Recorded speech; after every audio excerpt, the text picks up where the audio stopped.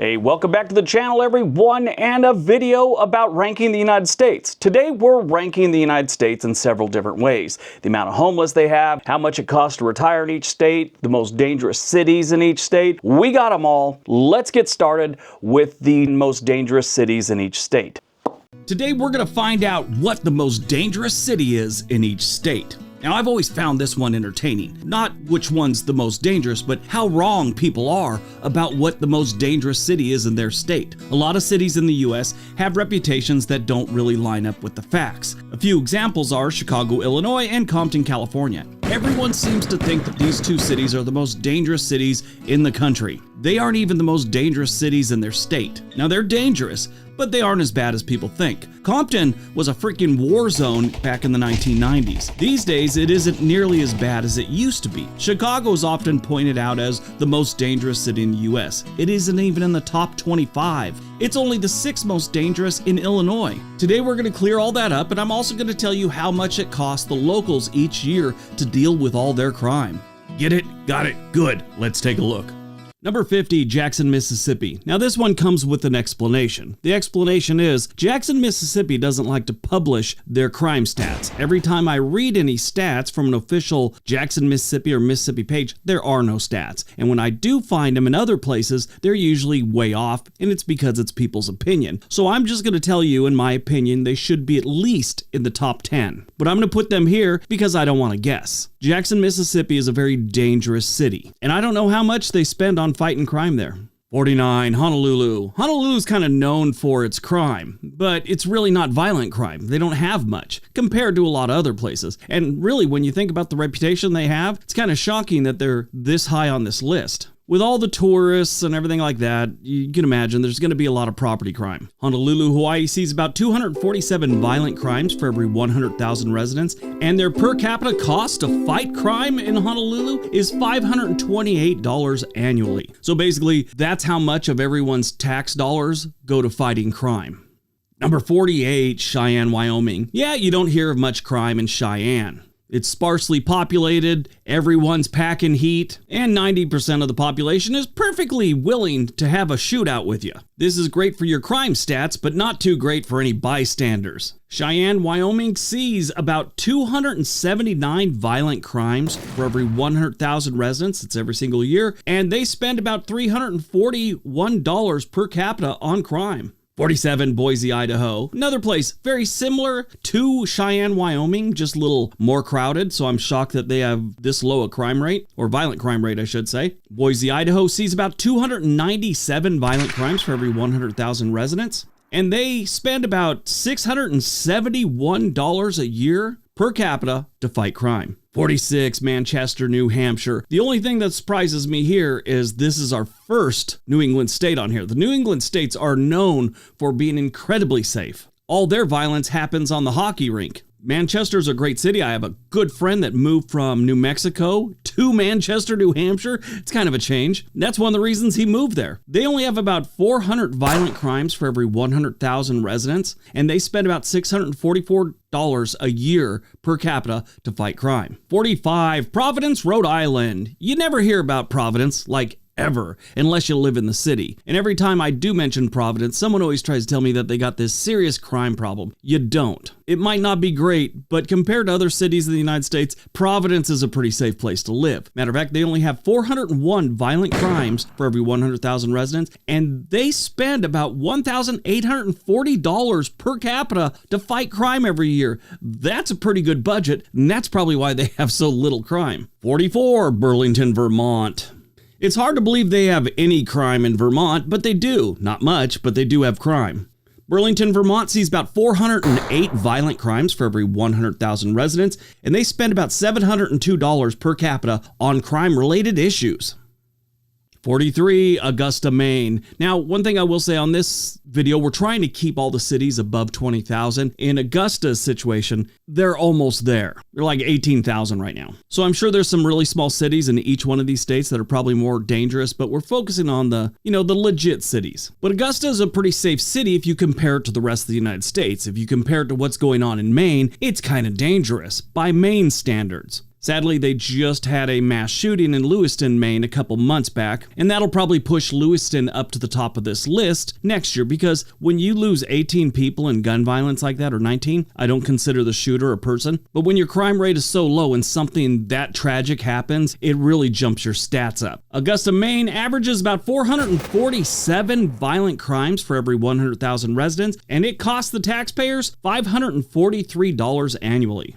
42, Newark, New Jersey. I'm a little surprised at this one too. Newark does not have a great reputation for being a great place to live, and normally when it's not a great place to live, that comes with a lot of crime and a lot of violent crime. They do have a lot of property crime. They don't have a ton of violent crime. Matter of fact, they only have 490 per every 100,000 residents, and annually, per capita, they spend $2,736 on crime prevention and dealing with crime in general. 41, Fargo, North Dakota. If you've ever watched the movie Fargo, you think this is a great place for hitmen to go, but no, that's not what happens there. That was just a movie. Years ago, I saw this stat and it showed their crime rate, and their crime rate's not horrible, but it really drops during the winter months. Fargo sees about 517 violent crimes per every 100,000 residents, and they each put in about $1,514 annually to take care of their crime. Number 40, Sioux Falls, South Dakota. Keeping it close in the Dakotas. Sioux Falls does have a little bit of a problem with some property crime, but their violent crime isn't terrible. As we get further on down this list, you'll see how terrible things can get. Sioux Falls sees about 538 violent crimes for every 100,000 residents, and they all put in about $834 annually to deal with their crime. 39, Omaha, Nebraska. Omaha, Nebraska is so boring, crime is actually something they look forward to, just to mix things up a little bit, or at least give them something to talk about down at the diner. The last time I was in Omaha, I witnessed some crime. Actually, it was boredom. It's so boring there, it should be criminal. Omaha sees 581 violent crimes per 100K, and they all pitch in about $1,503 a year to fight and deal with that crime. Number 38, Charleston, West Virginia. Charleston surprised me a little bit. I knew there was places that had a lot more crime than Charleston, but then I kind of did a little research and realized that most of them have like 10,000 residents, so they kind of didn't fit into this list. Charleston's a nice place, but they do have a little bit of crime.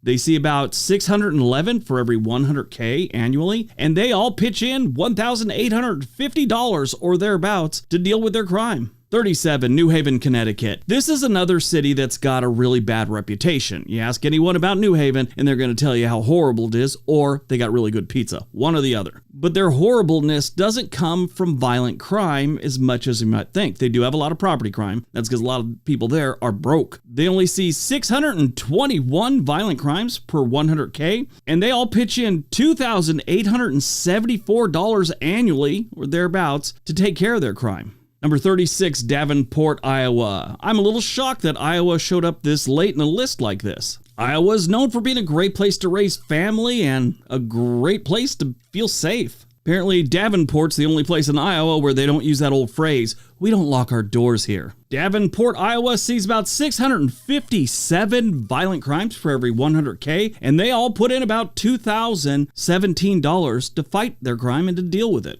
It's per capita, but if I kept saying per capita throughout this list, you'd be pretty irritated. I think I got 7 down on this list when I decided I didn't like hearing it.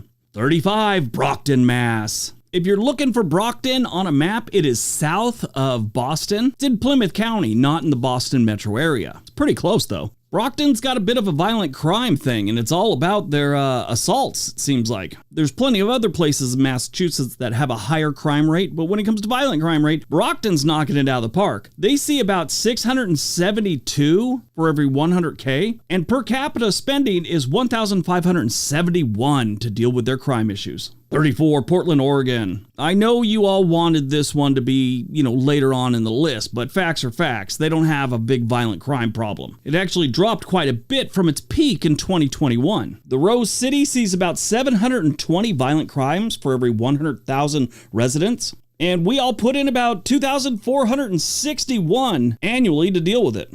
33, Columbia, South Carolina. South Carolina is another state that has a lot of places that could be on this list, but Columbia seems to bubble up to the top. They see about 730 violent crimes annually for every 100,000 residents, and they pay almost $3,000, $2,845 annually per capita to take care of their crime. 32, Evansville, Indiana. Prior to starting this channel, I really had a different image of the entire state of Indiana. I didn't know anything about the stats. I had visited like Indianapolis, a couple other places, but I never saw much crime. I never thought they had a bunch of crime. As the years went on and I started studying all the crime, I found out they've got a few places that are kind of screwed up. South Bend ain't great, Indianapolis isn't wonderful, but Evansville has a lot of violent crime. Now in the metro areas of like Indianapolis, you do have a lot of suburbs that have some crime, but Indianapolis itself, mostly it's property crime. Evansville, on the other hand, sees about 733 violent crimes annually, and they fork over $2,643 per capita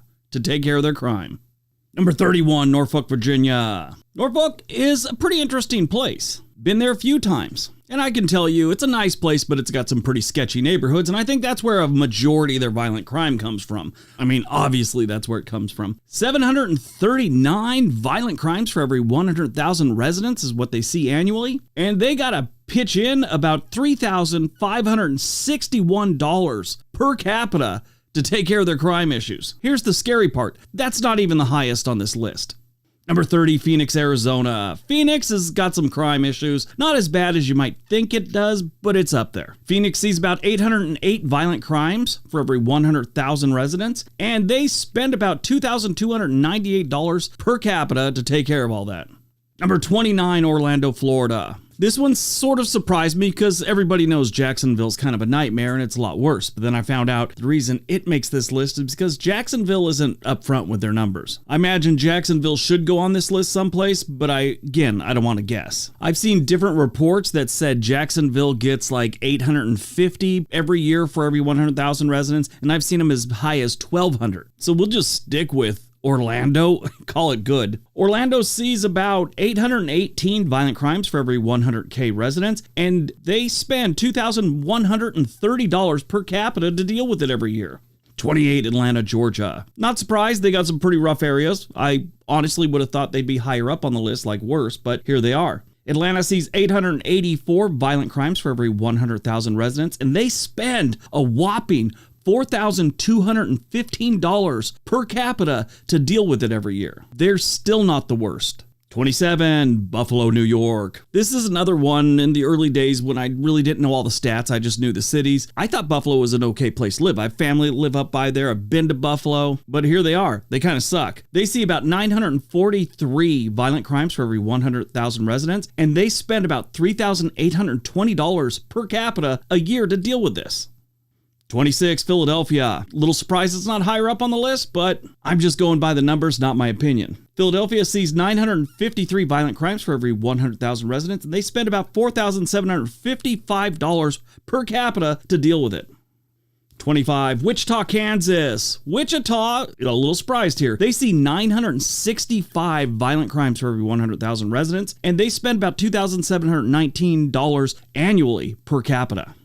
24, Salt Lake City. This is another one that surprised me. A couple of years back, I was doing a video and I said, they had crime in Salt Lake City? Who would have known that? I mean, except for the people living there. Or stat nerds like myself. Salt Lake City sees about 969 violent crimes for every 100,000 residents, and they spend about $2,421 per capita on dealing with their crime. 23, Louisville, Kentucky. Now, it looks like Louisville or Louisville, and that's what a lot of people call it if you're not from there. And if you want to anger the locals, call it Louisville. They got their country twang on when they say it. It's Louisville, and I can't even say it good. Regardless, they get about 981 violent crimes for every 100,000 residents every single year, and they spend about $4,105 per capita to deal with their crime. 22, Billings, Montana. Sort of surprised at this one. But here is Montana finally. Billings has been blown up over the last handful of years, so they're going to have some crime. Billings sees about 1,054 violent crimes for every 100,000 residents, and they spend about $1,870 per capita annually to deal with their crime. 21, Tulsa, Oklahoma. You know, every city, every state, every town has its good and its bad. I find it very difficult to find good things about Tulsa. Never been a fan of this city. I know a lot of people do love this city. I just don't. Tulsa sees about 1,107 violent crimes for every 100,000 residents, and they spend about $2,992 per capita on fighting crime. Number 20, Winston-Salem, North Carolina. North Carolina had quite a few that almost made the cut as far as population goes, but Winston-Salem shows up here. They average about 1,150 violent crimes per every 100,000 residents, and they spend about $2,742 per capita to deal with all that nonsense. Number 19, Tacoma, Washington. Yes, for those of you that are unaware, Tacoma is actually worse than Seattle. And they see 1,182 violent crimes per every 100,000 residents, and they spend about $3,041 per capita annually to deal with all their crime. Number 18, Wilmington, Delaware. Surprise, surprise, Wilmington is not as bad as it used to be. In the last 3 years, they've made a lot of progress when it comes to violent crime. Their property crime, it still sucks. Don't leave your car out in the open. Their violent crime is about 1,201 for every 100,000 residents. And they spend about $1,877 per capita to take care of their crime, and looks like it's working. Number 17, Houston, Texas. Yeah, Houston's a bit of a nightmare these days. It has a lot to offer, and it's got a lot of good things going for it. It's just their crime's been climbing in the last handful of years, and it shows no signs of getting any better. Right now, they see about 1,211 violent crimes per every 100K, and they spend about $3,503 per capita to take care of that crime, and it keeps going up. I think they need to spend more money. Number 16, Baton Rouge, Louisiana. This one is a little surprising because Baton Rouge is known as being one of the most dangerous cities in the United States. A lot of that reputation comes from their high crime rate, and mostly it's, again, property crime. But their violent crime rate is nothing to sneeze at. They see about 1,212 violent crimes per every 100K, and they spend about $5,739 a year per capita to take care of all this crime. Maybe that's why their violent crime rate isn't as high as it used to be. Number 15, Las Vegas, Nevada. I did a little extra research on this one because it seemed a little off. I knew they had a lot of property crime and a lot of, tourists being taken advantage, things like that. I didn't know they had that high of a violent crime rate. North Las Vegas did. I didn't know about Las Vegas itself, but here they are. They see about 1,240 violent crimes per every 100K, and they spend about $4,470 annually per capita to deal with all that. Number 14, Pueblo, Colorado. It's been some time since I've been through Pueblo, Colorado. Never spent any length of time there, but when I went through it looked kind of decent. It's been years, like I said, but yeah, they have always had a crime issue. They see about 1,253 violent crimes per every 100K, and their per capita spending on crime is $4,396 annually. Number 13, Minneapolis, Minnesota. Minneapolis is another city that sees their crime rate drop during the winter, so they're getting all their violent crimes done in the summer.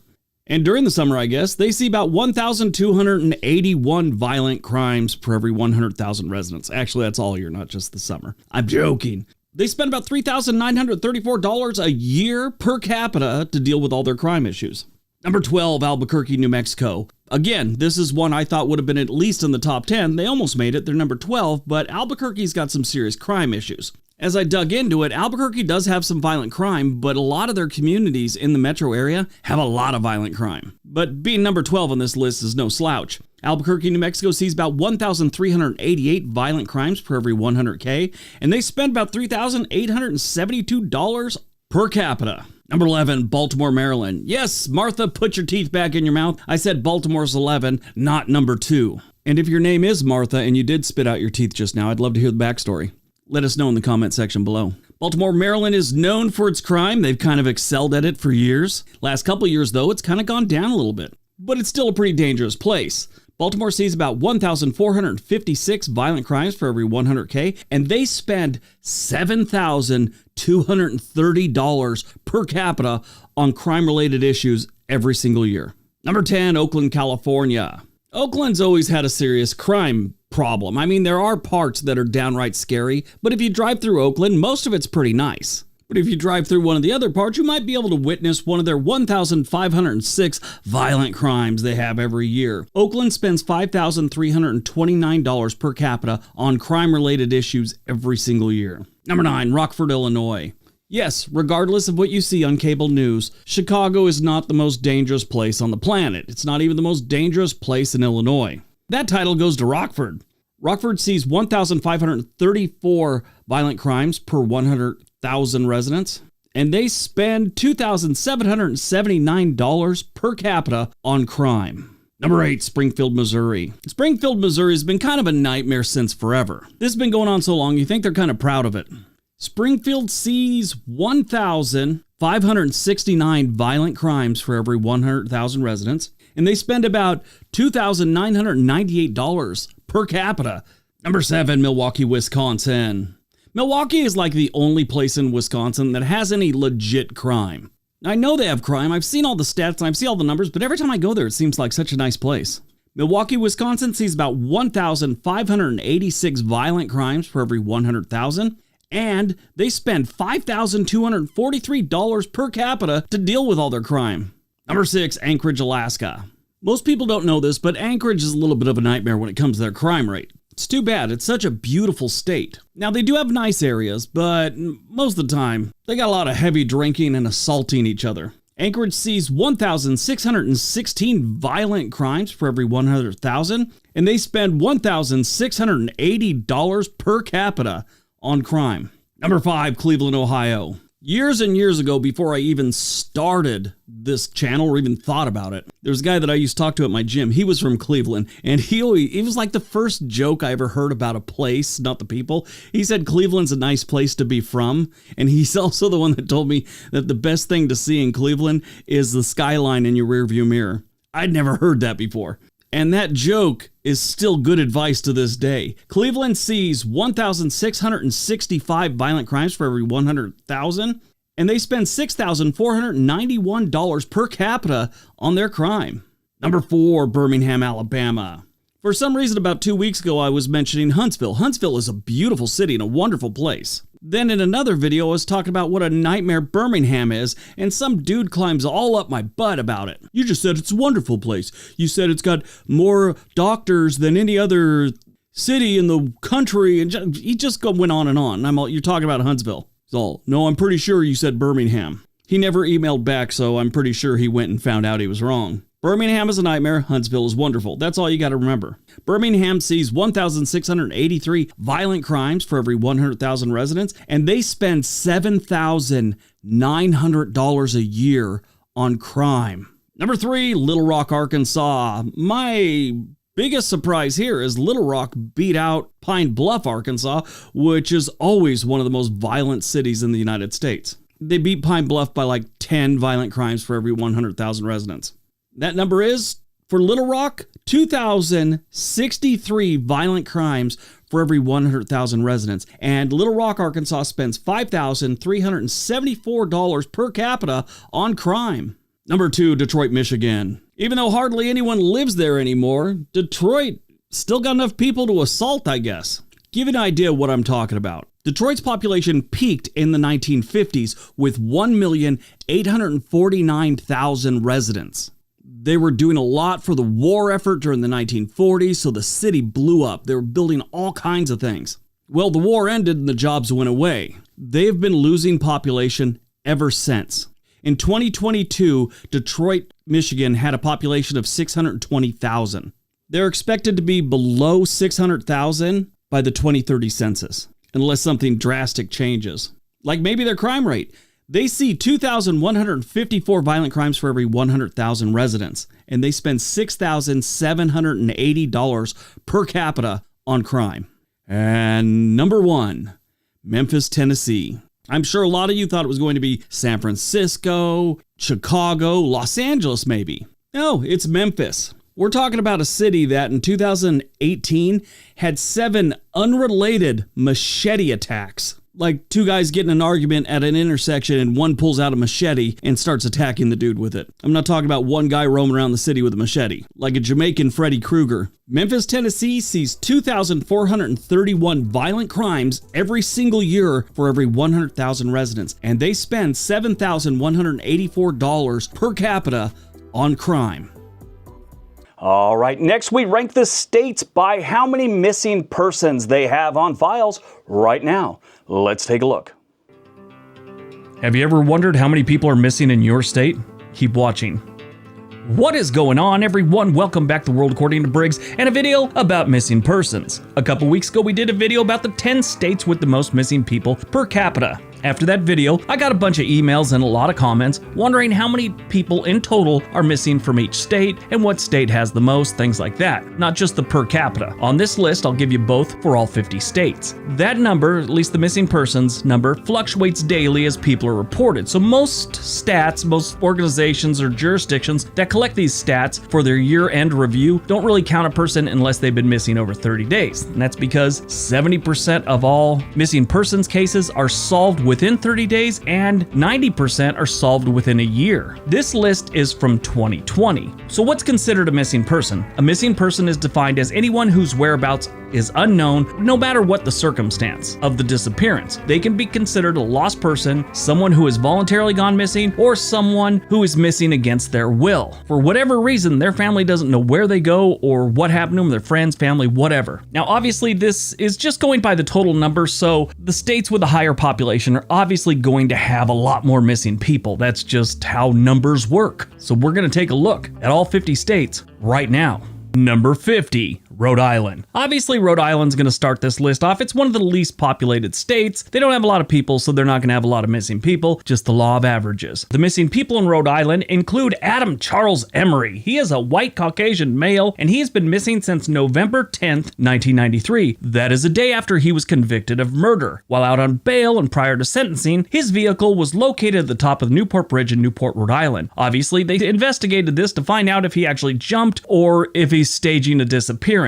Him and his wife. His wife was missing too. Sadly, a year later, a skull was located, and it was his wife's, not his. He's been missing ever since. Rhode Island has 20 people missing, and that's 1.9 for every 100,000 residents. 49, South Dakota. Again, not a lot of people in South Dakota, so you're not going to have a lot, but they do have a civil rights activist from Alabama that was last seen in South Dakota in 1973 that is missing. Perry Ray Robinson Jr. is missing from Pine Ridge, South Dakota. He traveled to South Dakota from Alabama to participate in the American Indian Movement, takeover of Wounded Knee. They don't know what happened to him. They know he made it there. They don't know what happened to him at all. He would be 83 years old right now. South Dakota has 23 people missing, and that's 2.6 for every 100,000 residents. Number 48, North Dakota. Hey, look, it's South Dakota's neighbor. Just like South Dakota, they don't have a whole bunch of people or a whole bunch of missing people. But one they do have missing is Kenneth Edward Tank. He was last seen on December 2nd, 1971. He'd be 77 years old right now, and he was last seen leaving the Ralph's Corner Market in Moorhead. It's since been demolished, and he wasn't there when they demolished it, I guess, because he's still considered missing. North Dakota has 31 people missing, giving them 4.1 for every 100,000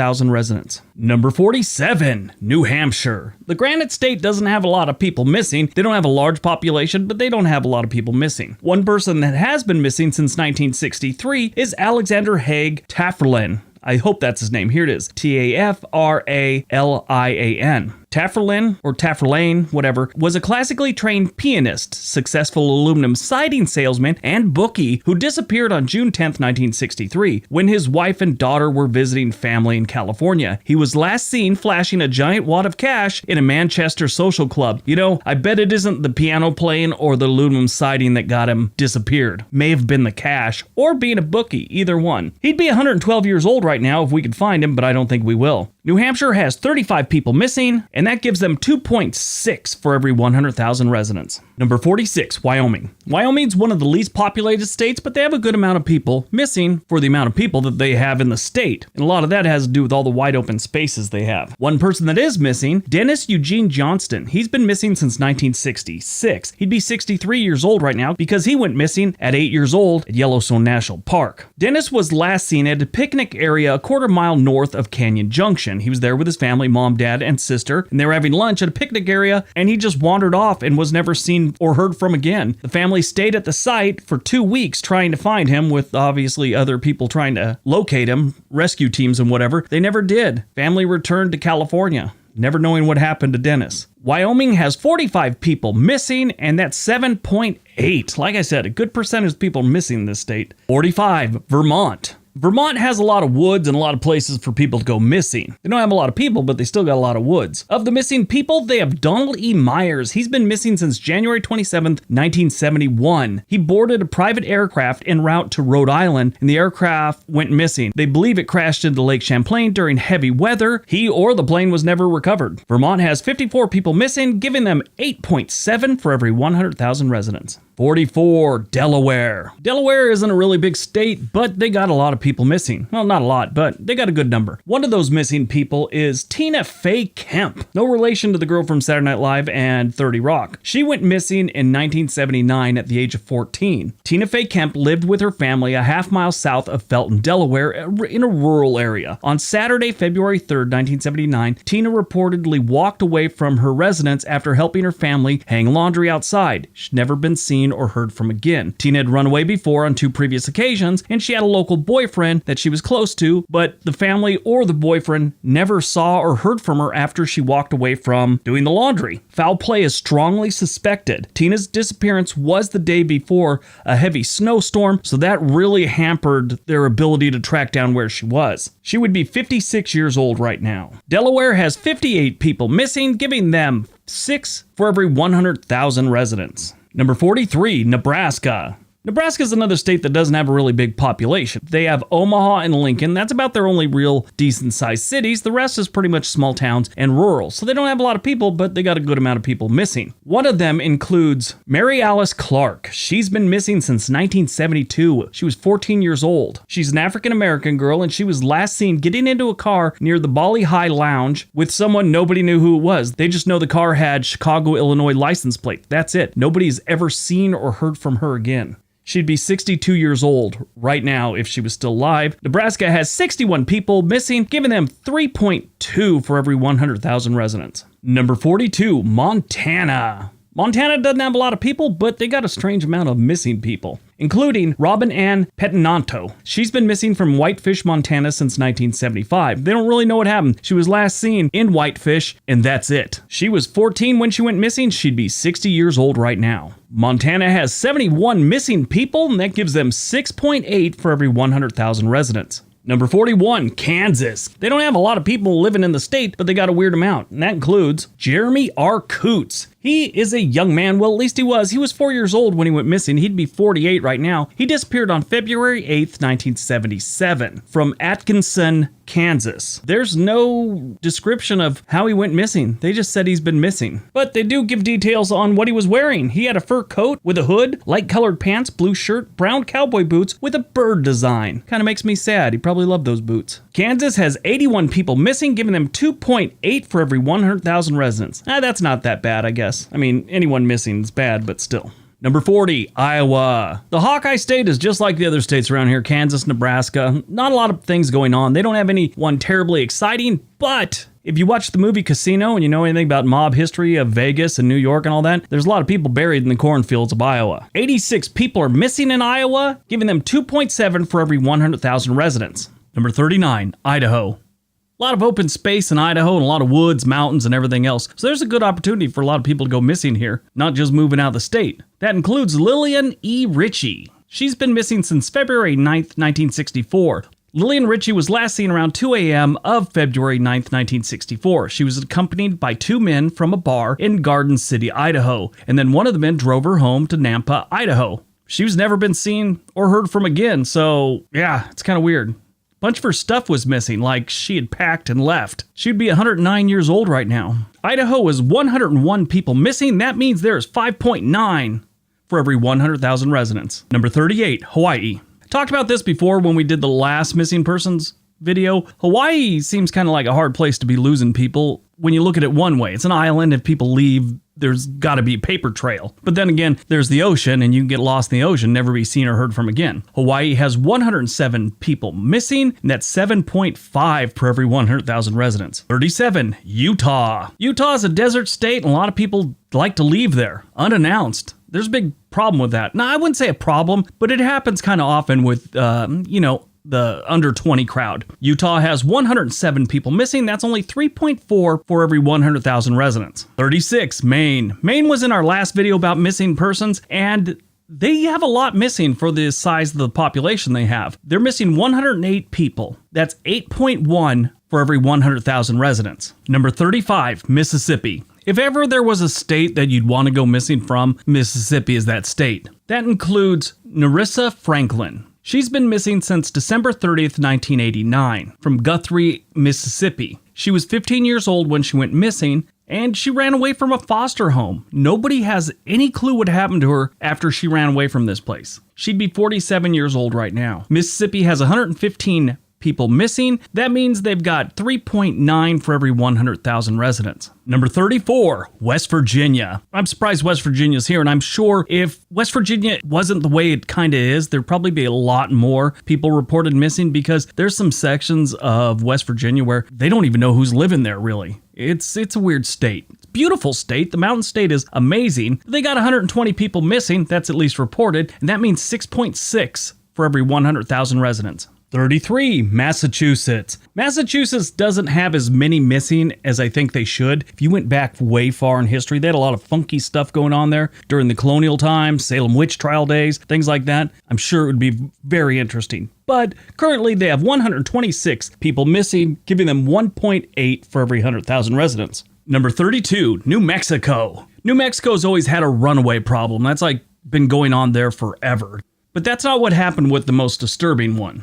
This is Sharon Lee Gallagos. She was 4 years old at the time of her abduction in 1960. She was kidnapped on Thursday, July 21st, 1960, in the alley behind her house. Sharon would have been 5 on September 5th, and she was described as having light brown to blondish hair and a light complexion. At the time of the abduction, an Anglo man, white man, described as fair-haired and thin, drove the car which sped south onto 5th Street after Sharon was kidnapped. There was a woman in the car described as short and heavy set, in her 30s with dirty blonde hair. The couple had been stalking Sharon for the last week. After church the previous Sunday, they were seen with 2 younger kids in the car, a small girl and a freckled-faced boy. The woman offered Sharon's mother a job, which she said no, and that was that.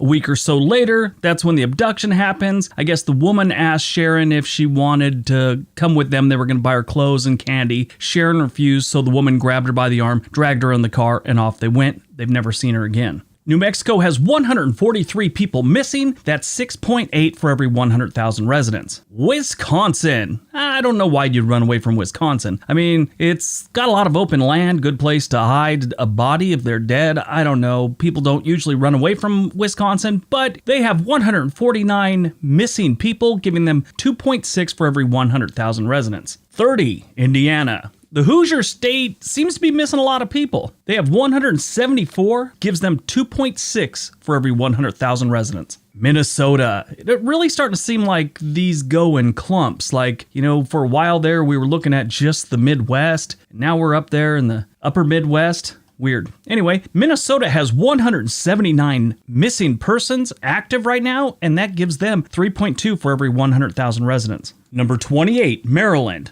Maryland's not a big state, but it's got Baltimore, which takes up most of the state, and a lot of bad things happen there. One interesting case is that of Tracy Lynn Mosley. Tracy was last seen by a friend around 2:45 a.m., April 17th, 1995. They had dropped her off after they'd gone out, and she was never seen or heard from again. Her purse was found close to where she was dropped off, but it had all her ID and all her money and everything, so obviously the police suspect foul play. There's never been a trace of Tracy since that night. 27, South Carolina. South Carolina always has people missing. One that I've been following for a long time was that of Brittany Drexel. Brittany Drexel was a girl from New York, actually, and she went down to Myrtle Beach for spring break. She had lied to her parents about where she was going. They told her not to go down there, so she lied, and she went anyway. She was last seen wearing a white, black, teal, and gray top along with black shorts. There's a couple videos of her leaving hotels late that night, right before she just disappeared off the earth. Now, there's been a lot that's gone into this, including finding her phone in another town. And later on, jailhouse informant pinned it on this guy and this group of criminals that were in the area, like they abducted her. And since then, the FBI has said they don't trust that guy. It's just this weird case. She's been missing since April 25th, 2009. It's a really sad case. She was 17 years old. South Carolina has 184 people missing. That's 3 5.7 for every 100,000 residents. 26, Nevada. Nevada's had people missing forever. They always say there's a lot of bodies buried out in the desert. I don't know how true that is, but it seems reasonable, especially when you know its history of the mob and all that other stuff in the early days of Las Vegas. Nevada has 192 people missing, and that's 6.4 for every 100,000 residents. 25, Connecticut. Connecticut is a place that I'd probably run away from if I was there. Someone complained the other day that I'm always bagging on Connecticut. Connecticut's got some problems, and they never seem to want to fix it. That's why I bag on Connecticut all the time. Same goes for like Mississippi, Arkansas, a couple other places. Connecticut has 197 people missing, and that's 5.5 for every 100,000 residents. Hey, look, 24, Arkansas. Arkansas is got a lot of woods and a lot of criminals in places like Pine Bluff, Little Rock, and all over the place. They've got some really weird small towns out in the middle of the woods, so there's a good chance you can go missing if you end up in the wrong place. Arkansas has 200 people registered as missing. That's 6.7 for every 100,000 residents. 23, Alabama. Alabama's just like Arkansas, shares a lot of the same problems and a lot of the same stories. Alabama has 204 people missing, and that's 4.2 for every 100,000 residents. 22, Virginia. Virginia is kind of weird because I saw a couple different reports that said they had more than what the FBI was reporting. It's really strange. I don't want to get into it because we'll go down a rabbit hole. But Virginia has 239 people missing. That's 2.8 for every 100,000 residents. 21, Kentucky. Kentucky is a strange state in so many different ways, but when it comes to missing people, they have quite a lot of them. Like Heather Teague, female, obviously by the name Heather in case you didn't get tipped off. She's been missing since August 26, 1995. She was last seen sunbathing at Newburgh Beach in Spotsville, Kentucky. Now, witnesses say while Heather was sunbathing alone, kind of a little bit away, a man came out of the woods wearing a wig and a mosquito net, no shirt, with a gun, and drug her into the woods. The police were called right away. They did a search. They kind of tracked down a guy that was a suspect, but when the police got to the house to question him, he pushed his own off button. Kentucky has 248 people missing, giving them 5.6 for every 100,000 residents.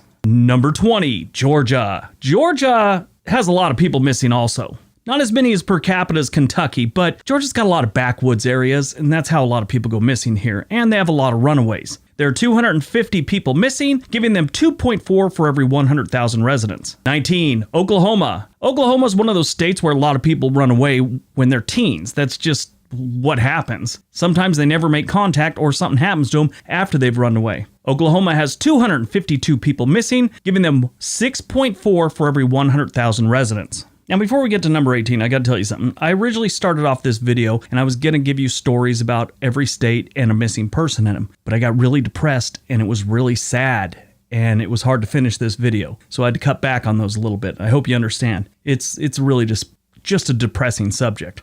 All right, on to number 18, Louisiana. Louisiana's always had a problem with people going missing, whether it's runaway or disappearing in the woods or meeting foul play. But nobody knows what happened to Raylene Helsley in 1983. Raylene was at home alone for approximately 1 hour. She was only 12 years old. When her parents returned to the house, Raylene was missing. They have no idea what happened. She'd be 50 years old right now. 17, Colorado.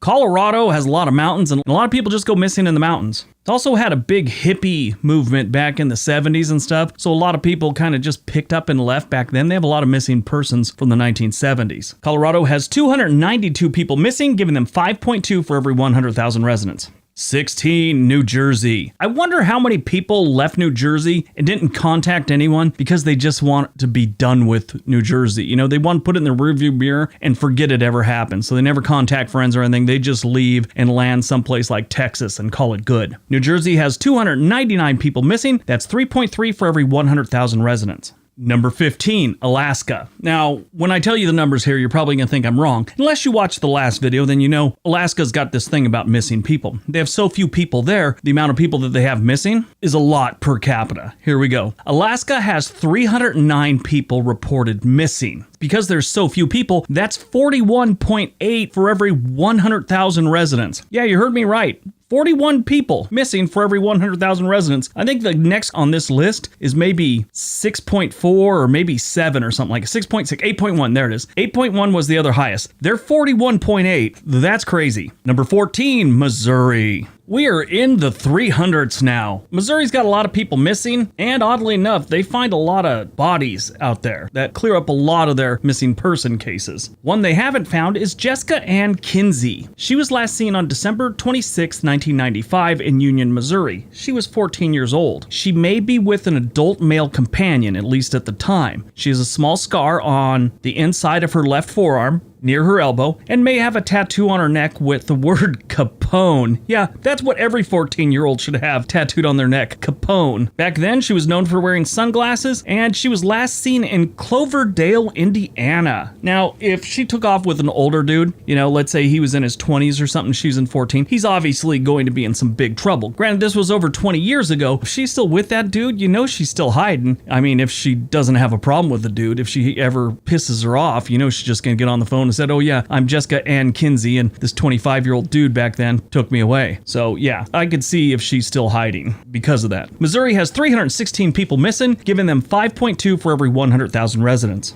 13, Illinois. Illinois's got Chicago, and Chicago's got a lot of weird crap going on there all the time and always has. There was a lot of bodies missing way back when, and these days, they still get them, but not like it was in the old days, like the 30s and 40s. Illinois has 317 people missing. That's 2.5 for every 100,000 residents.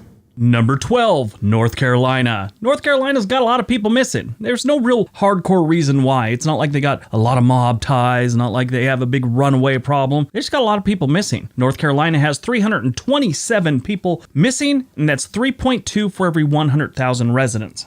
Number 11, Ohio. Ohio's got a lot of people missing, and it goes way back, all the way back to February 14th, 1945, when Mary Jane Van Glider went missing. Mary left her family in West Virginia to move to Ohio. She worked at the Wilkins Army Air Force Depot in Shelby, Ohio, but lived in Plymouth, Ohio. Mary had filed for a divorce from her husband, but withdrew the petition on February 14th, 1945. I guess Valentine's Day changed old feelings, and, that was that. That was the last time she was also contacted. She was in touch with her children via mail, but the contact abruptly stopped. She hasn't been seen or heard from since. Ohio has 358 people missing, giving them 3.1 for every 100,000 residents. Number 10, Tennessee. 10, Tennessee, that's kind of odd. Not as odd as how many people they got missing. Tennessee has 361 people missing. That gives them 5.4 for every 100,000 residents. I wonder how many people are missing because they came across the wrong person's moonshine still. Number 9, Pennsylvania. Pennsylvania, I'm surprised, is this high up on the list. People in Pennsylvania are usually really decent to each other, and it's a nice place to live, so I don't see why people would move out all the time. But apparently, they got 401 people missing, giving them 3.1 for every 100,000 residents. Number 8, Oregon. Yeah, we got a lot of people missing up here. That includes Sigmund Myers. Sigmund Myers has been missing since 1920, January 1st to be exact. He's 5'9", and he weighs 165 to 175 pounds. His family believes he's been missing since 1920. They're not really sure because back then they didn't have internet. He was 44 years old when he went missing, and he would be 145 years old right now. If anyone has any information on where Sigmund might be, his family'd really like to make contact with him. So,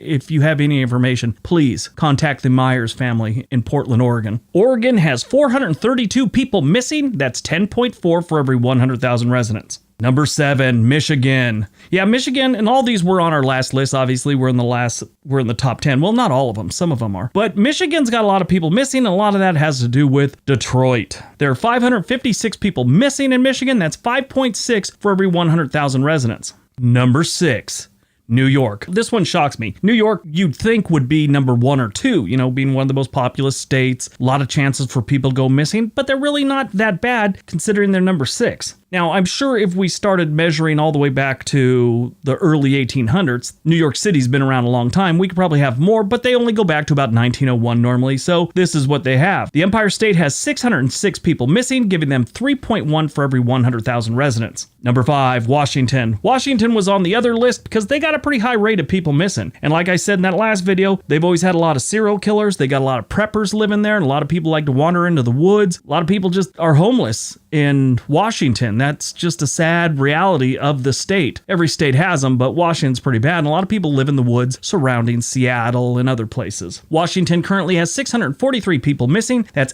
8.7 for every 100,000 residents. Number 4, Arizona. The rate here is going to blow you away in case you didn't watch the last video. Arizona has a lot of people missing, and like I said in the last video, which I'll repeat because it is important, they always say Arizona doesn't have a real missing persons problem. Mexico does, because that's normally where the people end up. Arizona currently has 915 people missing. That's 13 for every 100,000 residents. It's a lot of people. I mean, that's only second to Alaska. Number 3, Texas. Finally cracking the 1,000 here. Texas has a lot of people missing. They always have. One of the many people missing from Texas is actually Norman Lamar Prater.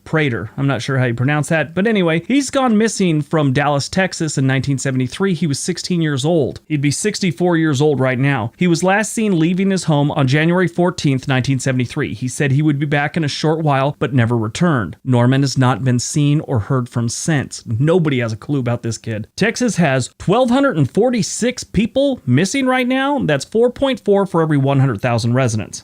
Number 2, Florida. Florida's got a lot of people missing.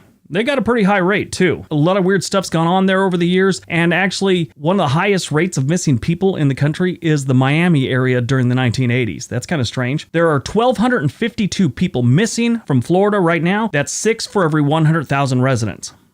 And number 1, look, it's everyone's favorite, California. California blows the competition out of the water with missing people. I mean, we got serial killers, we got people landing in Hollywood and then just disappearing. All kinds of weird stuff goes on in California, including the curious case of Sergeant Jeffrey Allen Coonrant. Coonrant was at Fort Ord, California, where I was stationed. I was actually stationed when he went missing. I remember it very well. He had gone to Marina. Well, he had a friend drop him off in Marina, which is a town right outside the gates of Fort Ord. And they have no idea what happened to him after that. They have no details, no nothing. And there's always these rumors and these urban legends that went around about him after he disappeared. I heard he was a spy and he disappeared on purpose. Other people were saying he was actually part of the CIA and this is how they make you disappear from the military. But he was a sergeant at Fort Ord and just went to Marina, and nobody knows what happens after his friend drops him off. It's really weird because that's a small town. You'd think someone would have seen something, but no, nothing. And you know, when you're in the military, they got fingerprints, they got everything on you. You're bound to turn up someplace. He never did. Nobody knows what happened to him. Here's where it gets really ugly about California. If you remember, Florida had 1,252 missing people, and that's a lot. California has 2,133. Granted, it's the most populated state in the country, but that's a lot of people missing. That gives them 5.4 for every 100,000 residents.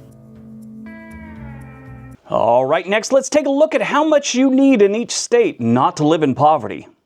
Have you ever wondered what it costs to make ends meet in your state, or any state for that matter? Well, you don't have to wonder anymore, because I'm going to tell you right now.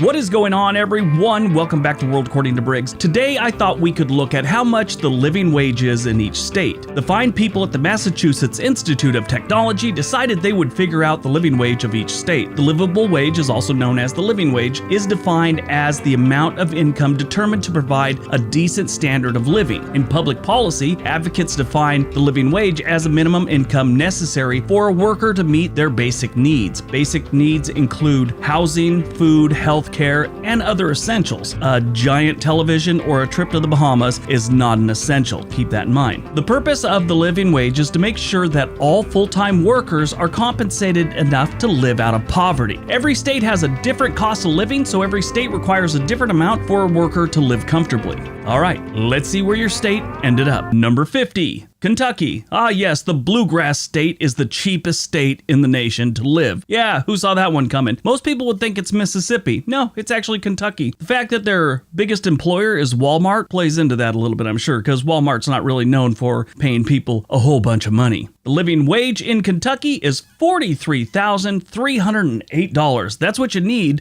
a year to get by in Kentucky. 49. Arkansas. The natural state is naturally really inexpensive to live. I mean, other than, like we've said many times, the Rogers, Fayetteville area up there, Springdale, every place else in the state is pretty close to poverty, if not well below it. The largest employer in the state of Arkansas, again, Walmart. Starting to see a pattern here. You'll need $44,571 to live comfortably in Arkansas.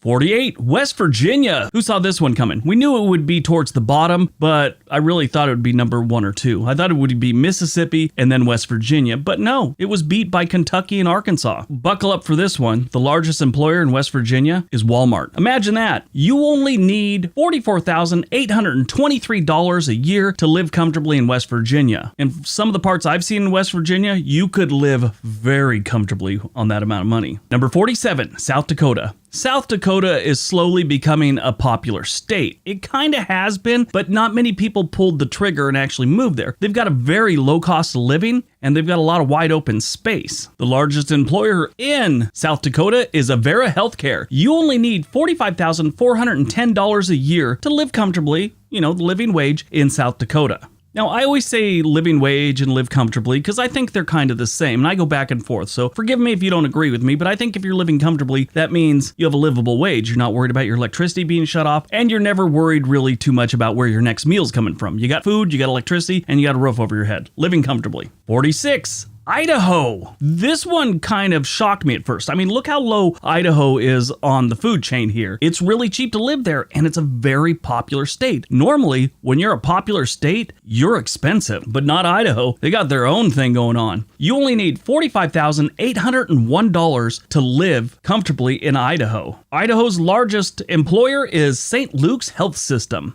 45, Alabama. The Yellowhammer State, I think, should be more expensive. I mean, they've got Huntsville, which is known as Rocket City, USA, because they have such a strong tech community that's associated with NASA. And it's still a good tech thing. There's a lot of people making a lot of money in Huntsville on the tech side of things. So I thought for sure the entire state would be getting some of that residual and they'd be more expensive. They're really not. It's not that bad to live there, even though their largest employer is Walmart. The living wage for Alabama is $45,824 a year. 44, Ohio. Ohio, like so many other Rust Belt states, never fully recovered after the collapse of the manufacturing in the United States back in the 70s, 80s, and 90s. I mean, they lost a lot of jobs over those decades. They've never, ever really recovered. I mean, cities like Cleveland are just starting to come out of that type thing, and they're kind of having a rebirth after so many years of just being a beat-up place to live. The largest employer in Ohio is Walmart. You only need $45,853 to live comfortably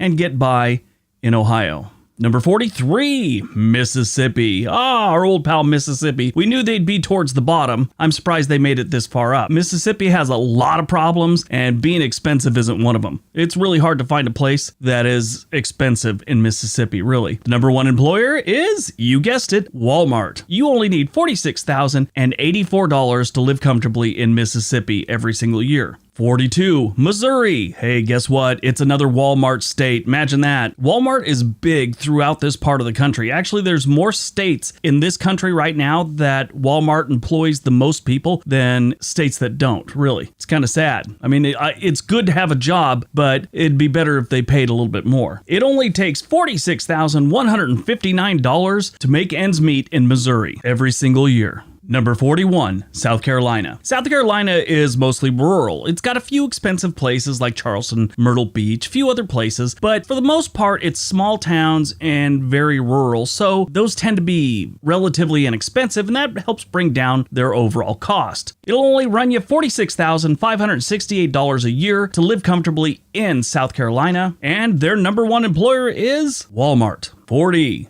Oklahoma. Oklahoma is dead center in the middle of the country, right above Texas, and it really doesn't cost much to live there. Like a lot of other states in this part of the country, they got a lot of open space. When you got a lot of open space, things tend to not be expensive like housing and things like that. The number 1 employer in Oklahoma is Microsoft. Who saw that one coming? I'm totally kidding. I think 9 people in the whole state own computers. It's actually Walmart. The living wage in Oklahoma is $46,613. It's all you need every single year. 39, Tennessee. The volunteer state comes in at number 39. It's pretty cheap to live here, and this kind of surprises me because you've got a couple popular cities here like Chattanooga and Nashville. A lot of people have been flooding there over the last decade, and they still remain relatively cheap. I mean, most of the people save a fortune on not going to the dentist in this state. Tennessee's number 1 employer is Walmart. 38, North Dakota. This is another one I found strange. It beats South Dakota. It's actually more expensive to live in North Dakota than South Dakota, and South Dakota to most people is a much more appealing state. I'm sure how prices shot up when the gas and oil boom happened there. That probably screwed up the state's numbers pretty good, but realistically, South Dakota's a more appealing state, so therefore it should be more expensive. That's in theory. But the number one employer in North Dakota is Sanford Healthcare, or Sanford Health, whatever you want to call it. And the living wage in North Dakota is $46,814, and that's what you need to live comfortably every year.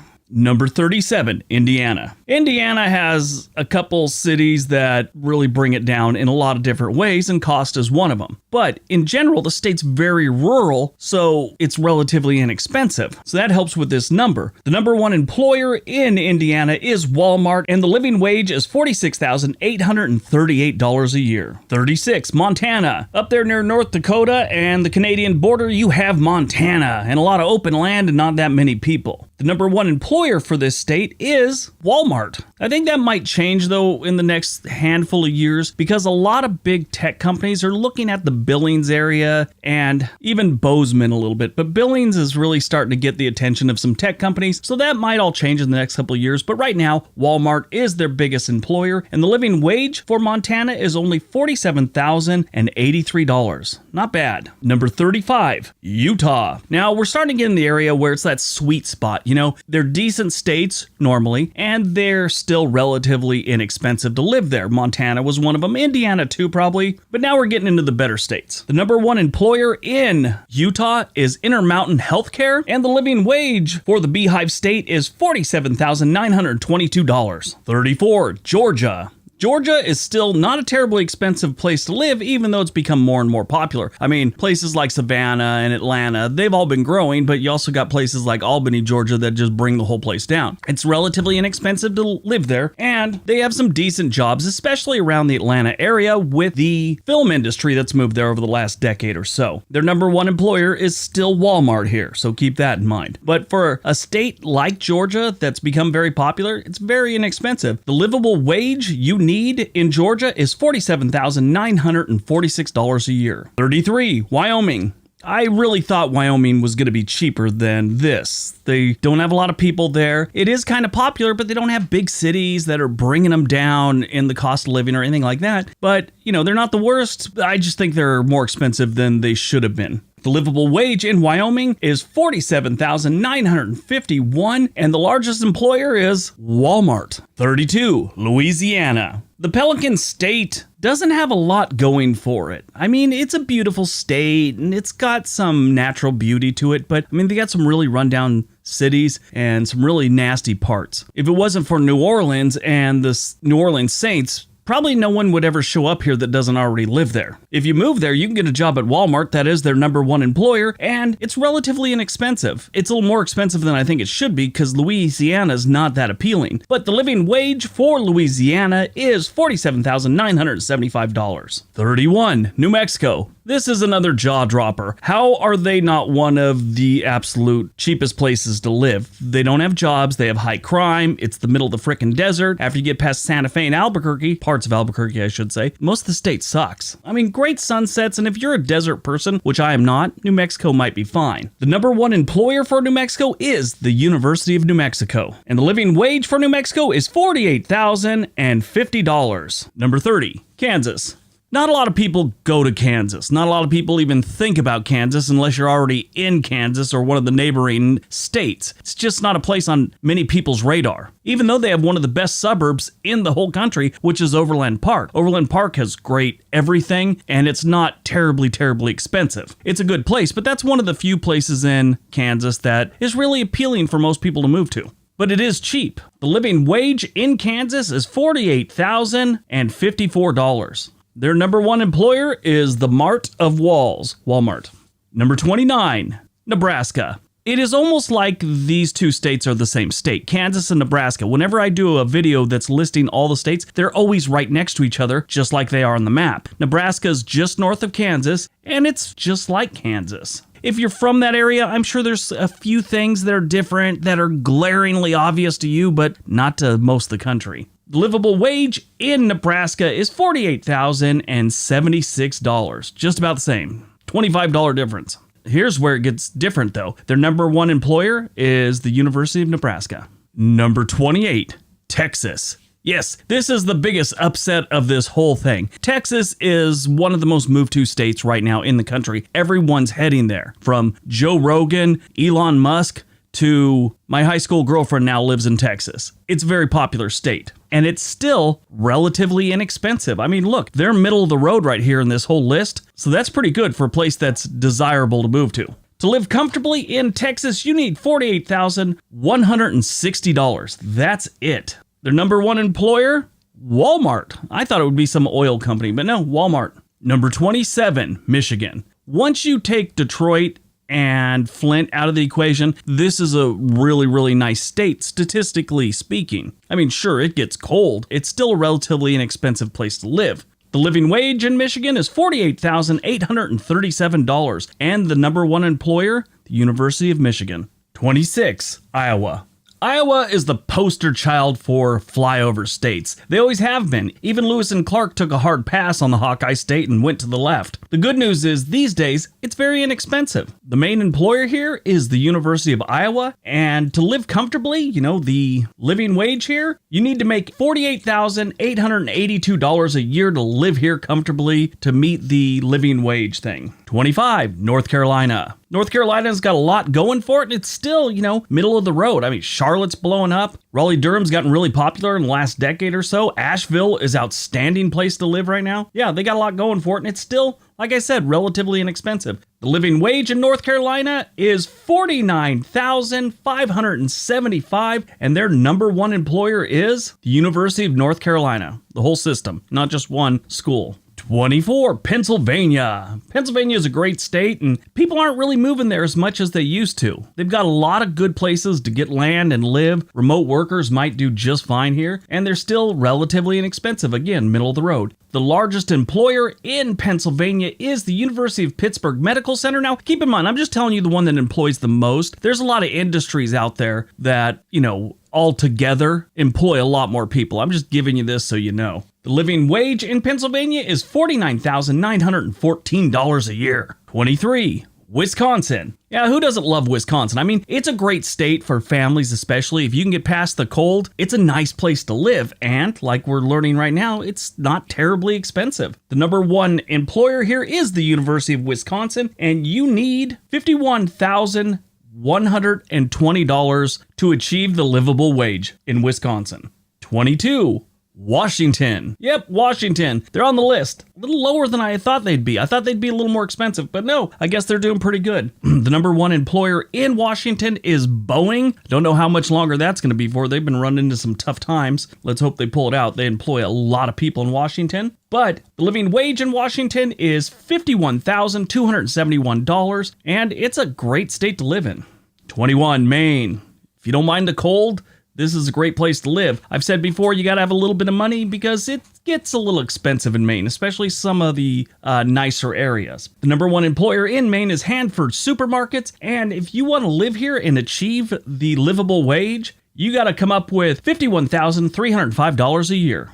Number 20, Arizona. Now that we're over the 50,000 mark, we're starting to get into the little more expensive places and nice places. I've said it before, I'm not a desert person, so I don't find Arizona appealing at all. I don't like heat, and I don't like rocks and dirt. I like trees, grass, muddy ground, rain, cloudy skies. That's my favorite type of weather to be in. Arizona does nothing for me, but a lot of people like it, and a lot of people are heading there. We learned that in the last video. A lot of Californians. Number one employer in Arizona is our old friend Walmart, and if you want to achieve the living wage here, you need to come up with $51,341 a year. 19, Oregon. Ah yes, my current home state. The Beaver State. That's the only reason I moved here. I figure I gotta live in a place called the Beaver State. The number one employer in Oregon is Providence Health Services, which I know quite a few people that work for them. They got huge hospitals here. Whole compounds. It's really neat. I honestly thought it would have something to do with beer or Nike if it was Oregon being the number one employer, but no, I was wrong.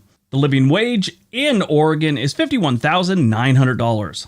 18, Vermont, the land of Bernie Sanders. The number one employer in Vermont is the University of Vermont Medical Center, which is a really nice place, I understand. I have not been there, but I know someone that worked as a security guard there while he was going to college. You need $51,977 to achieve the living wage in Vermont. 17, Minnesota. Yeah, we already know they've been all over the news and not for good stuff lately, and it's a great state, and that's too bad. The number one employer in Minnesota is the Mayo Clinic, and to achieve the livable wage, you need to come up with $52,115 a year. 16, Florida. This state is filled with alligators, hot, humid weather, retirees that look like they've been sun-baked into leather, and their number one employer is Walmart. To achieve the livable wage in Florida, you need to make $52,206 a year. 15, Illinois. Illinois is a nice state. Chicago is somewhat of a nightmare in some parts. I still love Chicago, but you know all about it. A lot of people are fleeing Chicago, but not the rest of Iowa. So this means prices are going down, so they're at number 15. They'd probably be a lot earlier on this list if it wasn't for Chicago, because that place is crazy expensive. The number one employer is Walmart,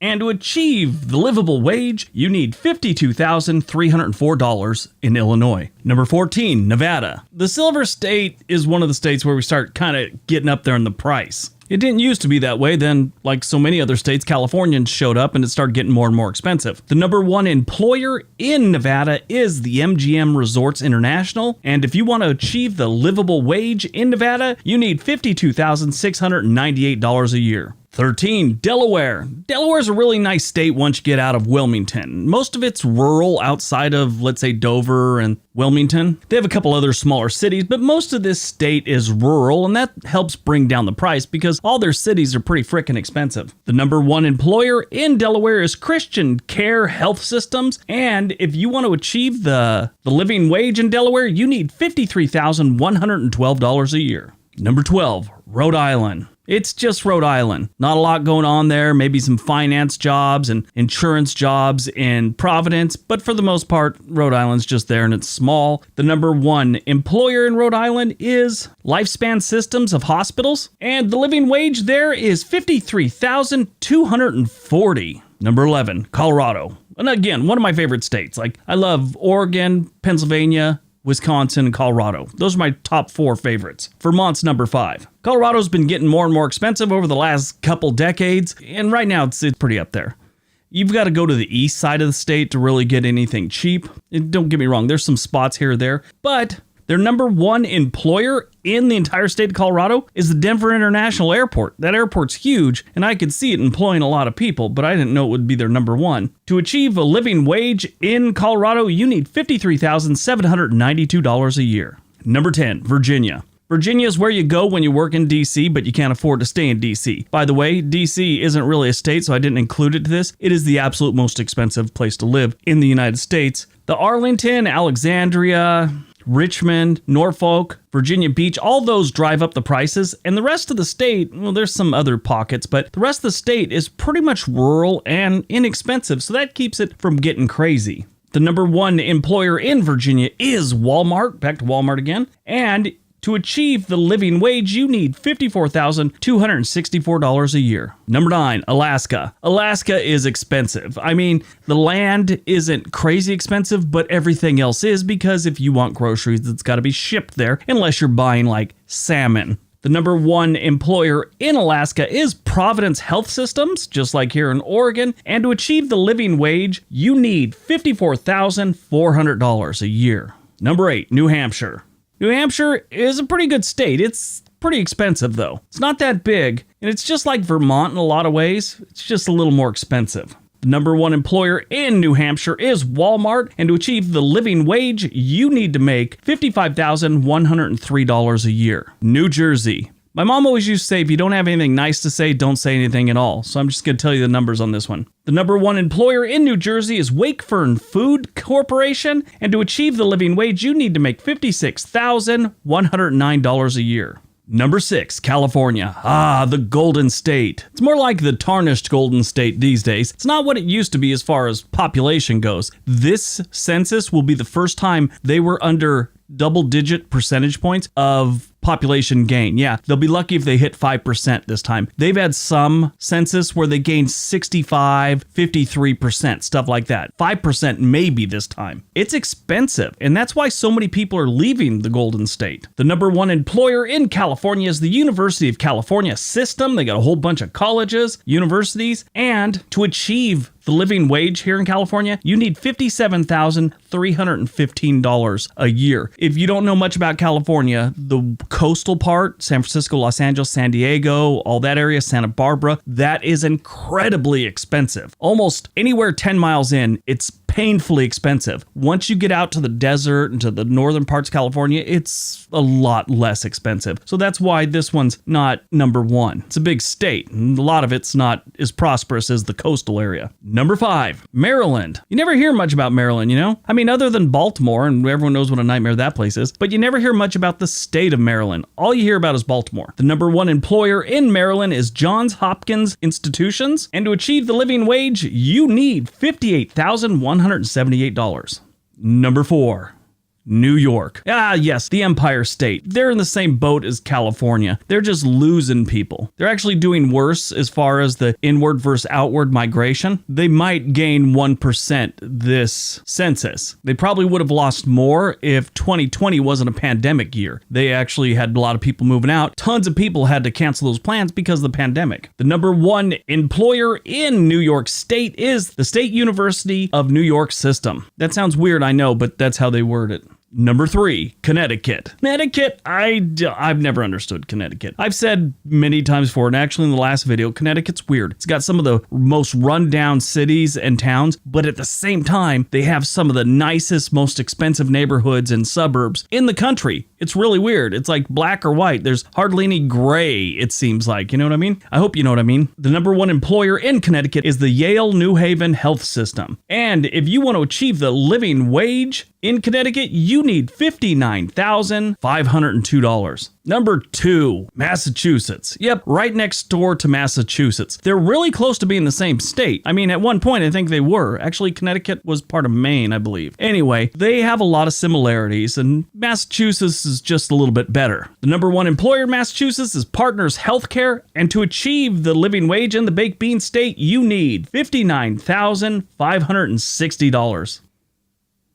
And before we get to number 1, don't forget we have another channel called On This Day. There is a link down below. We'd appreciate it if you checked it out and subscribe.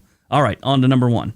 And number 1, the only state left, Hawaii. Yep, Hawaii is the most expensive state in the union. It just is. That's all there is to it. It's an island. It's beautiful. The beaches and everything's got to be shipped there. Much like Alaska, it's just getting stuff there is one of the hardest things to do. So that drives up the cost of frickin' everything. The number one employer in Hawaii is the Hormel Corporation, the maker of Spam. I'm just kidding. It is the University of Hawaii. And to achieve the living wage in Hawaii, you need $60,700 a year. It's expensive to live in paradise, everyone.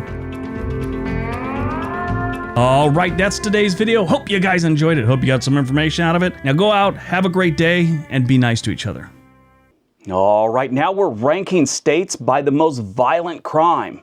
Welcome back to the World According to Briggs and a video about violence. Yes, we're ranking the states by their violent nature. Sort of. Have you ever wondered where your state stacks up when ranking the most dangerous, the most violent? Dangerous and violent are often considered the same thing, but the dangerous one, when they do a study like this, they include things like highway safety, workplace injuries, and a few other things. We're not concerned with the chances of you getting your tailbone injured because your friend on the forklift accidentally tried to check your prostate. In this video, we are ranking the states by felony assault or worse, like murder, and everything in between. This video is ranked by how many violent crimes per 100,000 residents a state sees every year. And just so you know, the national average is 366 per 100,000 residents. We are ranking them from the safest, like Disneyland safe, to the most dangerous, like Omaha Beach. Now, before we get going, let me know in the comment section below where you think your state is gonna rank. Is it gonna be in the 10s, the 20s, the 30s, the 40s? What's it gonna be? In this video, we are including the District of Columbia. We also have the number of violent crimes reported, just to kind of give you an idea. It really has no bearing on the ranking because that's just a number of how many times something happened. And if you know nothing about statistics, you just know the more people you're going to have, the more you're going to have of something. So the most populated states, cities, towns, or whatever are always going to have more crimes reported. Like I always say, more people means more problems. This video is based on FBI numbers published in 2022. Got it? Get it? Good. Let's take a look. Number 51, Maine. Imagine that. Maine is the safest state in the union yet again. And yes, 51. Like I've said before, we're including the District of Columbia because a lot of people do consider it a state even though it's not.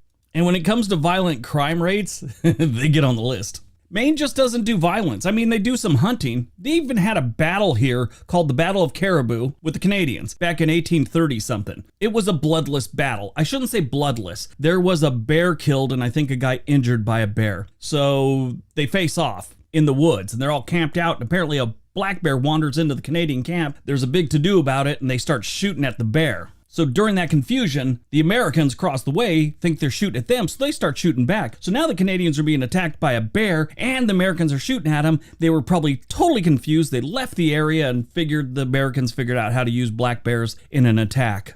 The violent crime rate in Maine is 108.6 for every 100,000 residents. That's less than a third the national average. The total violent crimes reported, or violent crime incidents, 1,466. That ranks them 20th in the nation. They don't have a lot of people, so.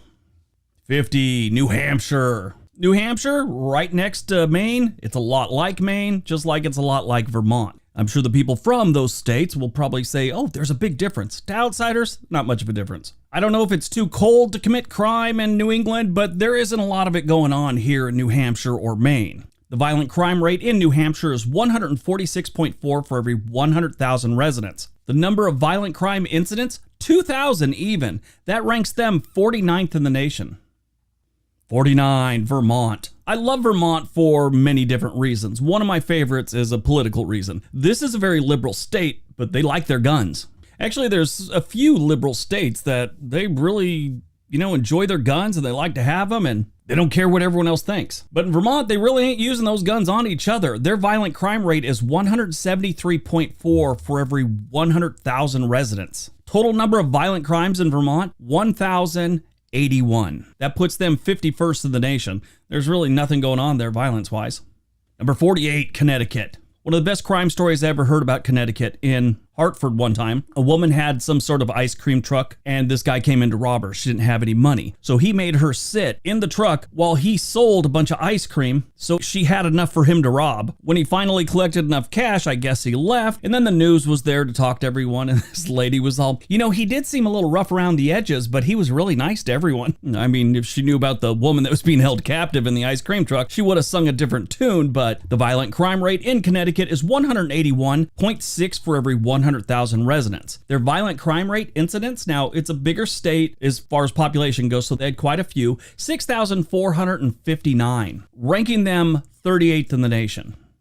47, New Jersey. Surprise, surprise. This is one of those things that I think a lot of people have a image of what goes on in New Jersey because of shows and movies and stuff like that. The reality is outside the major cities in New Jersey, it's a beautiful state. They got some really rundown cities where most of their crime is going on. And I think the fact that, The Sopranos were done in New Jersey is kind of given people an image of what's going on in the state. Nothing like that. They like their diners and they like to talk to you real close, like way too close. It's weird. The violent crime rate in New Jersey is 195.4 for every 100,000 residents. Their violent crime incidents reported, 17,353. That ranks them 26th in the nation. 46, Virginia. Now, one thing I want to make clear again, what we're ranking this on is their violent crime rate. That's the first number I'm giving you. The second one, I'm just kind of throwing it in there, letting you know where they stand on total crimes. Virginia is a place that's really not known for having any bad cities. I mean, nothing jumps out at you like a Detroit or a Chicago, St. Louis, Baton Rouge, things like that. Nothing jumps out at you. They do have some crime, not a whole bunch, but they do have some. The violent crime rate in Virginia is 208 for every 100,000 residents. Their violent crime incidents, 17,925. That ranks them 25th of the nation.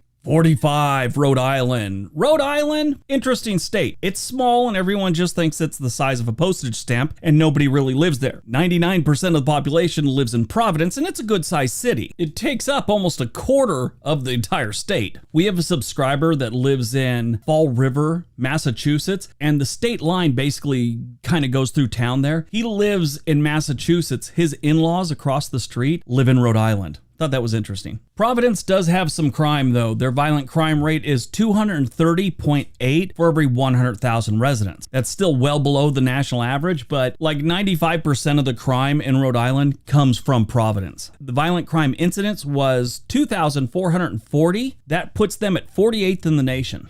44, Wyoming. Yeah, you know, this is kind of proof if everyone's got guns, fewer people pull them on each other. The violent crime rate in Wyoming is 234.2 for every 100,000 residents. I promise you, most of the violent crime that goes on here, it has to do with drinking and assaulting someone, that type thing. The violent crime incident is 1,364. That ranks them 50th in the nation.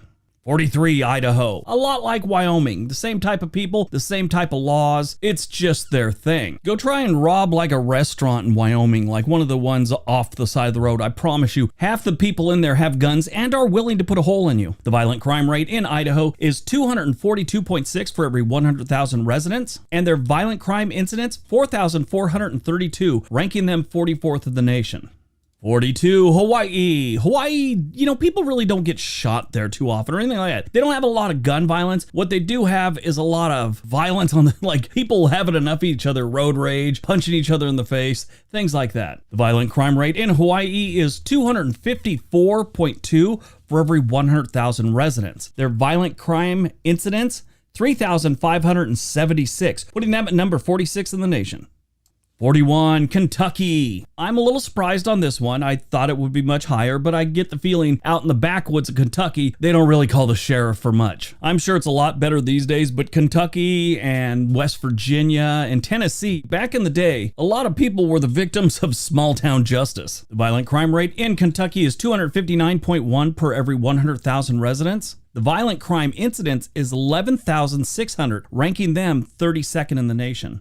Number 40, Utah. I thought we would have seen them earlier. They just really don't seem to be doing much violent crime out in Utah, but here they are. The violent crime rate in Utah is 260.7 for every 100,000 residents. Their violent crime incidence was 8,471, ranking them 35th of the nation. Minnesota. I've told this story before, but it's great, so I'm telling it again. I was reading this article about a guy who had been shot over a fish or something in Minnesota, and they were talking to a local guy, and they said, there's a lot of people been beat up over musky exaggerations. That's a fish, but it just seems ridiculous to be saying that. The violent crime rate in Minnesota is 277.5 for every 100,000 residents. Their violent crime incidence is 15,698, putting them at 28th in the nation. 38, Mississippi. If Mississippi was smaller, I'm sure this would be a lot higher because Jackson, Mississippi is an extremely violent city. It's just they have a lot of rural areas that they don't have a bunch of crime out there. The violent crime rate in Mississippi is 291.2 for every 100,000 residents. Their violent crime incidence is 8,638, putting them at number 34 for the nation. 37, Oregon. I was looking back on the history of this. I moved up to Oregon 13 years ago, which was 2010. They did this same study back then, and Oregon was the 5th safest state when it comes to violent crime. Not so much these days. The violent crime rate in Oregon is 291.9 for every 100,000 residents. Their violent crime incidence, 12,380, putting them at number 31 in the nation. Number 36, Washington. Yep, staying in the same area, you got Washington. Washington is a really good state to live in these days. It's the weirdest thing. We got all these people that think it's not, and they're very vocal about it on my videos. Whatever they say is wrong about the state, their numbers never seem to add up to what's really going on in the state. Strange. The violent crime rate in Washington is 293.7 for every 100,000 residents, and their violent crime incidents, 22,596, putting them 19th in the nation. 35, Iowa. You ever been to Iowa? Stay there about a week and you'll be looking for some violent crime just to spice things up and kill some of the boredom. Violent crime rate in Iowa is 303.5 for every 100,000 residents. Their violent crime incidents, 9,601. That puts them at 33rd in the nation. Number 34, Ohio. You know, I thought Ohio would be a lot later in this list, especially with Cleveland and Dayton and Cincinnati. The violent crime rate in Ohio is 308.8 for every 100,000 residents. Violent crime incidents, 36,104. That puts them 11th in the nation for overall, but they got some major cities, so it's to be expected. 33, Massachusetts. You know, I'm a little surprised at this one too. Boston's one of those cities you expect to get punched in the mouth for saying some stupid stuff. But I guess they ain't killing each other in the streets as often, so that's good. The violent crime rate in Massachusetts is 308.8, just like Ohio, with their violent crime incidents being 21,288. 32, Wisconsin. You know, from what I know of Wisconsin and what I've seen in Wisconsin, this all has to be coming from Milwaukee because everyone there is just pleasant. The violent crime rate in Wisconsin is 323.4 for every 100,000 residents. Their violent crime incidents, 18,861. They're ranked 23rd in the nation in overall violent crime incidents. 31, North Dakota. You know, I don't know if I'm surprised at this one or not surprised. Kind of right here in the middle, makes sense. You never hear of too much crime going on in North Dakota. You never hear of it being a terribly safe place to live. There's kind of average, I guess. The violent crime rate in North Dakota is 329 for every 100,000 residents, and the violent crime incidence is 2,518, putting them at 47th in the nation. 30, Nebraska. Nebraska is one of those states I think they should have at least a sign of a cop as you enter the state that says, nothing to see here, folks. Keep moving, keep moving. The violent crime rate in Nebraska is 334.1 for every 100,000 residents, and their violent crime incidents, 6,473, putting them at number 37 in the nation. 29, West Virginia. Yeah, I am surprised at this one. I think their biggest problem, though, is the addiction issues to opioids and other things like that. I don't think they're really big on assaulting each other or anything like that. Their crimes just seem to be involving substance abuse. The violent crime rate in West Virginia is 355.9 for every 100,000 residents, and the violent crime incidents, 6,352. It puts them 39th in the nation.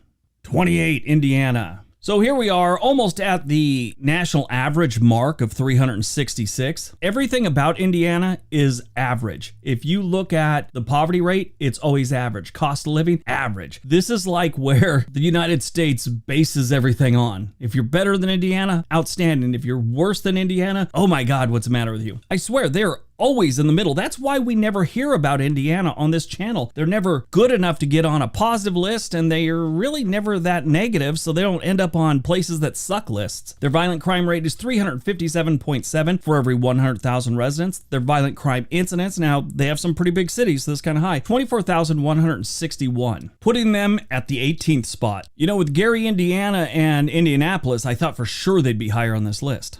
27, New York. Now, I'm sure a lot of you just groaned and thought, no way, New York's one of the worst in the nation. Really, the numbers show that it's not. Like every state, it has some places that should be avoided at all costs. But overall, the state's, middle of the road. The violent crime rate in New York is 363.8 for every 100,000 residents, and the violent crime incidents, 70,339, putting them at 4th in the nation for overall. Makes sense. They're one of the largest states in population. Now, if you were to go back to the late 70s, early 80s, it would be a different story entirely. New York was at its worst then, and that was, 40-something years ago, but they've done an incredible job of getting to where they are today. It's not perfect, but it's definitely a lot better than it used to be. 26, Florida. I would have expected the Sunshine State to have a little more violence, but here they are at number 26. Not bad. The violent crime rate in Florida is 383.6 for every 100,000 residents. Violent crime incidents, 83,368, putting them at number 3 in the nation. 25, Pennsylvania. Pennsylvania's two major cities, Pittsburgh and Philadelphia. They're not the safest cities in the world, but they're definitely not horrible. I mean, Kensington in Philadelphia is horrible. The rest, not that bad. Now, when I say that, please don't compare it to the small town you're from. I'm comparing it to the other major cities in this country that are in really bad shape. But Pennsylvania's violent crime rate is 389.5 for every 100,000 residents, and their violent crime incidents, 49,793.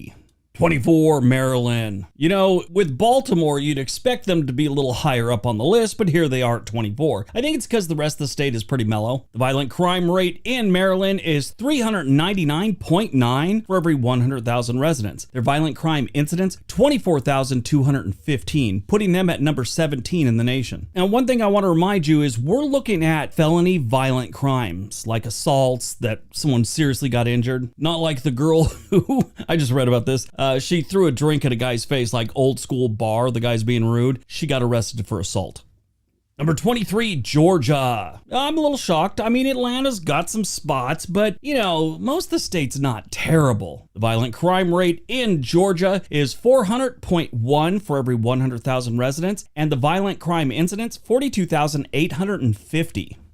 22, North Carolina. Yeah, I'm a little shocked at this one. What has North Carolina got that's really bad or dangerous? Charlotte's not terrible. Raleigh-Durham area isn't horrible either. Fayetteville kind of blows, but it's not terrible. Must be an overall type of thing. The violent crime rate in North Carolina is 419.3 for every 100,000 residents. The violent crime incidents, 44,451. Puts them at number 9 in the nation. 21, Colorado. The Centennial State shows up at 21. I'm trying to think where all theirs is coming from. Denver, it's got some spots you should probably avoid. Boulder, extremely safe. Colorado Springs is pretty safe. Pueblo, maybe not. Maybe that's where it's all coming from. Anyway, the violent crime rate in Colorado is 423.1 for every 100,000 residents. The violent crime incidents, 24,570, putting them at number 16.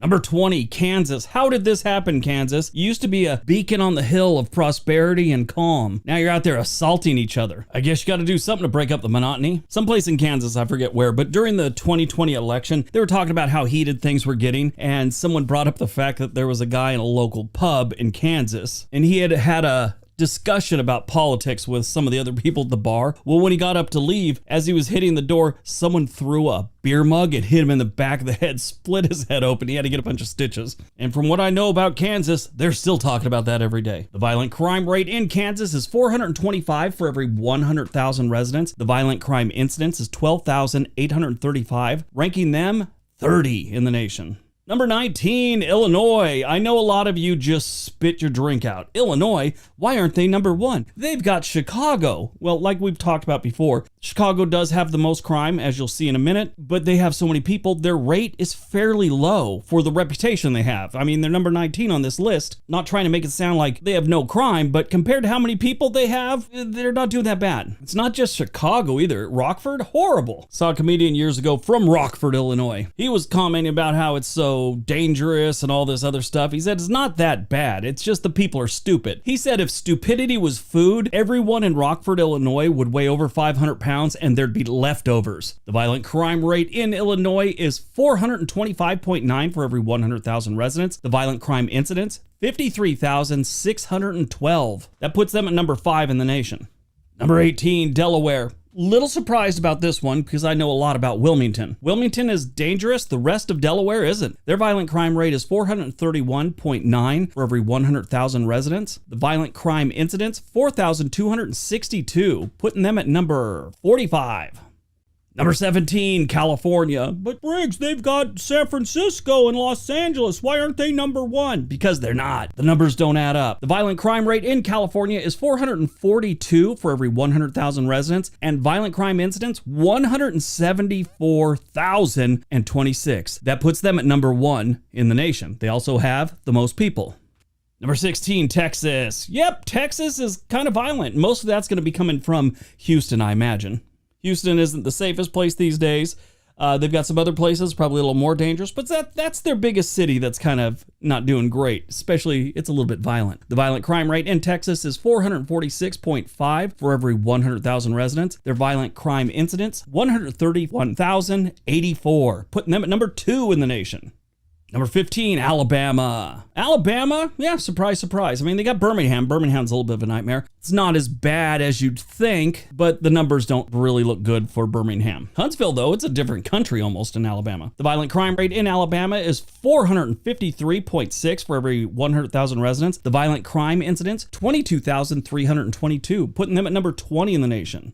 14, Oklahoma. You know, this is a place, Oklahoma City isn't that great either as Tulsa. They got some other smaller cities that, they got some crime. And here they are at number 14. They don't have a lot of people too, so that helps them push this up on the list a little bit, I guess. The violent crime rate in Oklahoma is 458.6 for every 100,000 residents, and their violent crime incidents, 18,255. Number 13, Nevada. You know, I'm sure if we would have done this list back in the 70s or 80s, it would have been a different story. Sometime around the late 80s, early 90s, there really wasn't much organized crime there anymore. But actually, if you think about it, the organized crime, I think, kept street crime down in Las Vegas at the time. Strange, huh? Anyway, the violent crime rate in Nevada is 460.3 for every 100,000 residents, and their violent crime incidents, 14,445. Number 12, Montana. This one's a little surprising. I thought they'd be up there with Wyoming. I mean, they're big gun fans too, and usually when you have everyone wandering the streets with guns, people don't assault each other. The violent crime rate in Montana is 469.8 for every 100,000 residents, and their violent crime incidents, 5,077, putting them at 42 for that one. Number 11, Michigan. You know, the only reason they're here is because of Flint and Detroit, right? That's what got them here. Most of Michigan is really decent. The violent crime rate in Michigan is 478 for every 100,000 residents, and their violent crime incidents, 47,641. That's ranked 7th in the nation. Number 10, South Dakota. South Dakota, how'd they get dangerous? They're another one. Like Wyoming and Montana, they usually go hand in hand, a lot like Vermont and New Hampshire. But here's South Dakota way down here. North Dakota was a lot earlier. Anyway, the violent crime rate in South Dakota is 501.4 for every 100,000 residents. Their violent crime incidents, 4,476, ranking them number 43 in the nation on that. Number 9, South Carolina. Yeah, I'm a little surprised at this one. South Carolina is a decent state. A lot of their small towns, though, out in the middle of the state are kind of dangerous. It's a little bit more than most other states. I mean, the small towns, sometimes you'll have like 2 or 3 in the whole state that have some problems and a lot of extra crime. It seems to be a trend here in South Carolina. The cities, you know, they're decent, but they have their crime too. Gets them number 9 on this list. The violent crime rate in South Carolina is 530.7 for every 100,000 residents, and their violent crime incidents, 27,691. That's number 15 in the nation. Number 8, Missouri. No kidding. Missouri has St. Louis on the east side of the state and the bad part of Kansas City on the west side of the state. On top of that, Springfield sucks. I do like Lake of the Ozarks, though. The violent crime rate in Missouri is 542.7 for every 100,000 residents. The violent crime incidence is 33,385. They're ranked 13th in the nation on that. Number 7, Louisiana. This one doesn't surprise me at all. New Orleans, Baton Rouge, Shreveport. There's always some weird crap going on in one of those 3 cities. So much so that their violent crime rate is 639.4 for every 100,000 residents. Violent crime incidents, 29,704. They're number 14 in the nation on that. Number 6, Arizona. I am in shock on this one. I had no idea. But according to the FBI, they got some violence in Arizona. The violent crime rate is 654.8 for every 100,000 residents, and their violent crime incidents, 35,980. That puts them at number 12 in the nation. Number 5, Arkansas. You know, if Arkansas could just give Little Rock and maybe Pine Bluff to some other state, there'd be a really nice place to live. Those are 2 of the most violent cities in the United States, and they're in Little Arkansas. The violent crime rate in Arkansas is 671.9 for every 100,000 residents. The violent crime incidents, 20,363, putting them at number 22 in the nation. Number 4, Tennessee. You know, if you're in Tennessee, you probably just thought to yourself, thanks, Memphis. You got us on number 4. Yeah, that's where, 90% of the crime goes on, it seems like, is in Memphis. You know, Nashville and a couple other places have some crime, Chattanooga, but Memphis is the king of all crime in most of the South, actually. The violent crime rate in Tennessee is 672.7 for every 100,000 residents. Their violent crime incidents, 46,328. putting them number 8 in the nation. Number 3, New Mexico. Now, I've always known New Mexico's had some serious crimes. I did this video years ago after I read this article, and basically they'd start cutting back on so many services. Jobs left, which meant more people were unemployed, more people started committing crime, and then since they didn't have the industries there and people weren't paying taxes, they had to cut back on the police, so it just kept snowballing. Now, they've gotten a little bit better, but they're nowhere near where they need to be. The violent crime rate in New Mexico is 778.3 for every 100,000 residents, and their violent crime incidents, 16,393, putting them at number 27. Number 2, Alaska. Yes, Alaska has some pretty bad violent crime. That seems to be their thing. Their property crime isn't terrible, it just all seems to be violent crime. Anchorage is one of the most dangerous cities in the nation. Their violent crime rate is 837.8 for every 100,000 residents. The violent crime incidents, 6,126, putting them at number 40 in the nation. They don't have that many people. Huge state, they just don't have that many people. It's like the 48th most populous state. They only have 736,000 residents. Might be a little bit more. That was done in 2020. And if the trends have been going the way they had been going for Alaska, that number is probably lower. And number 1, the District of Columbia.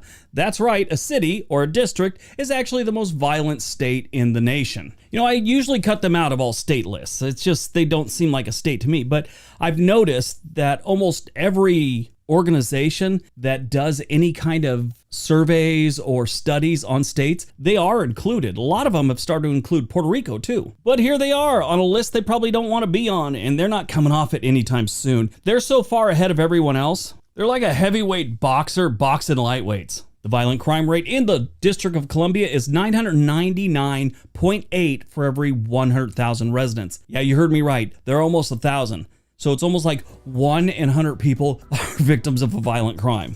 The violent crime incidence in the District of Columbia is 7,127, ranking them 36th in the nation. All right, now we're taking a look at how much you need to retire in each state to live comfortably. Let's take a look.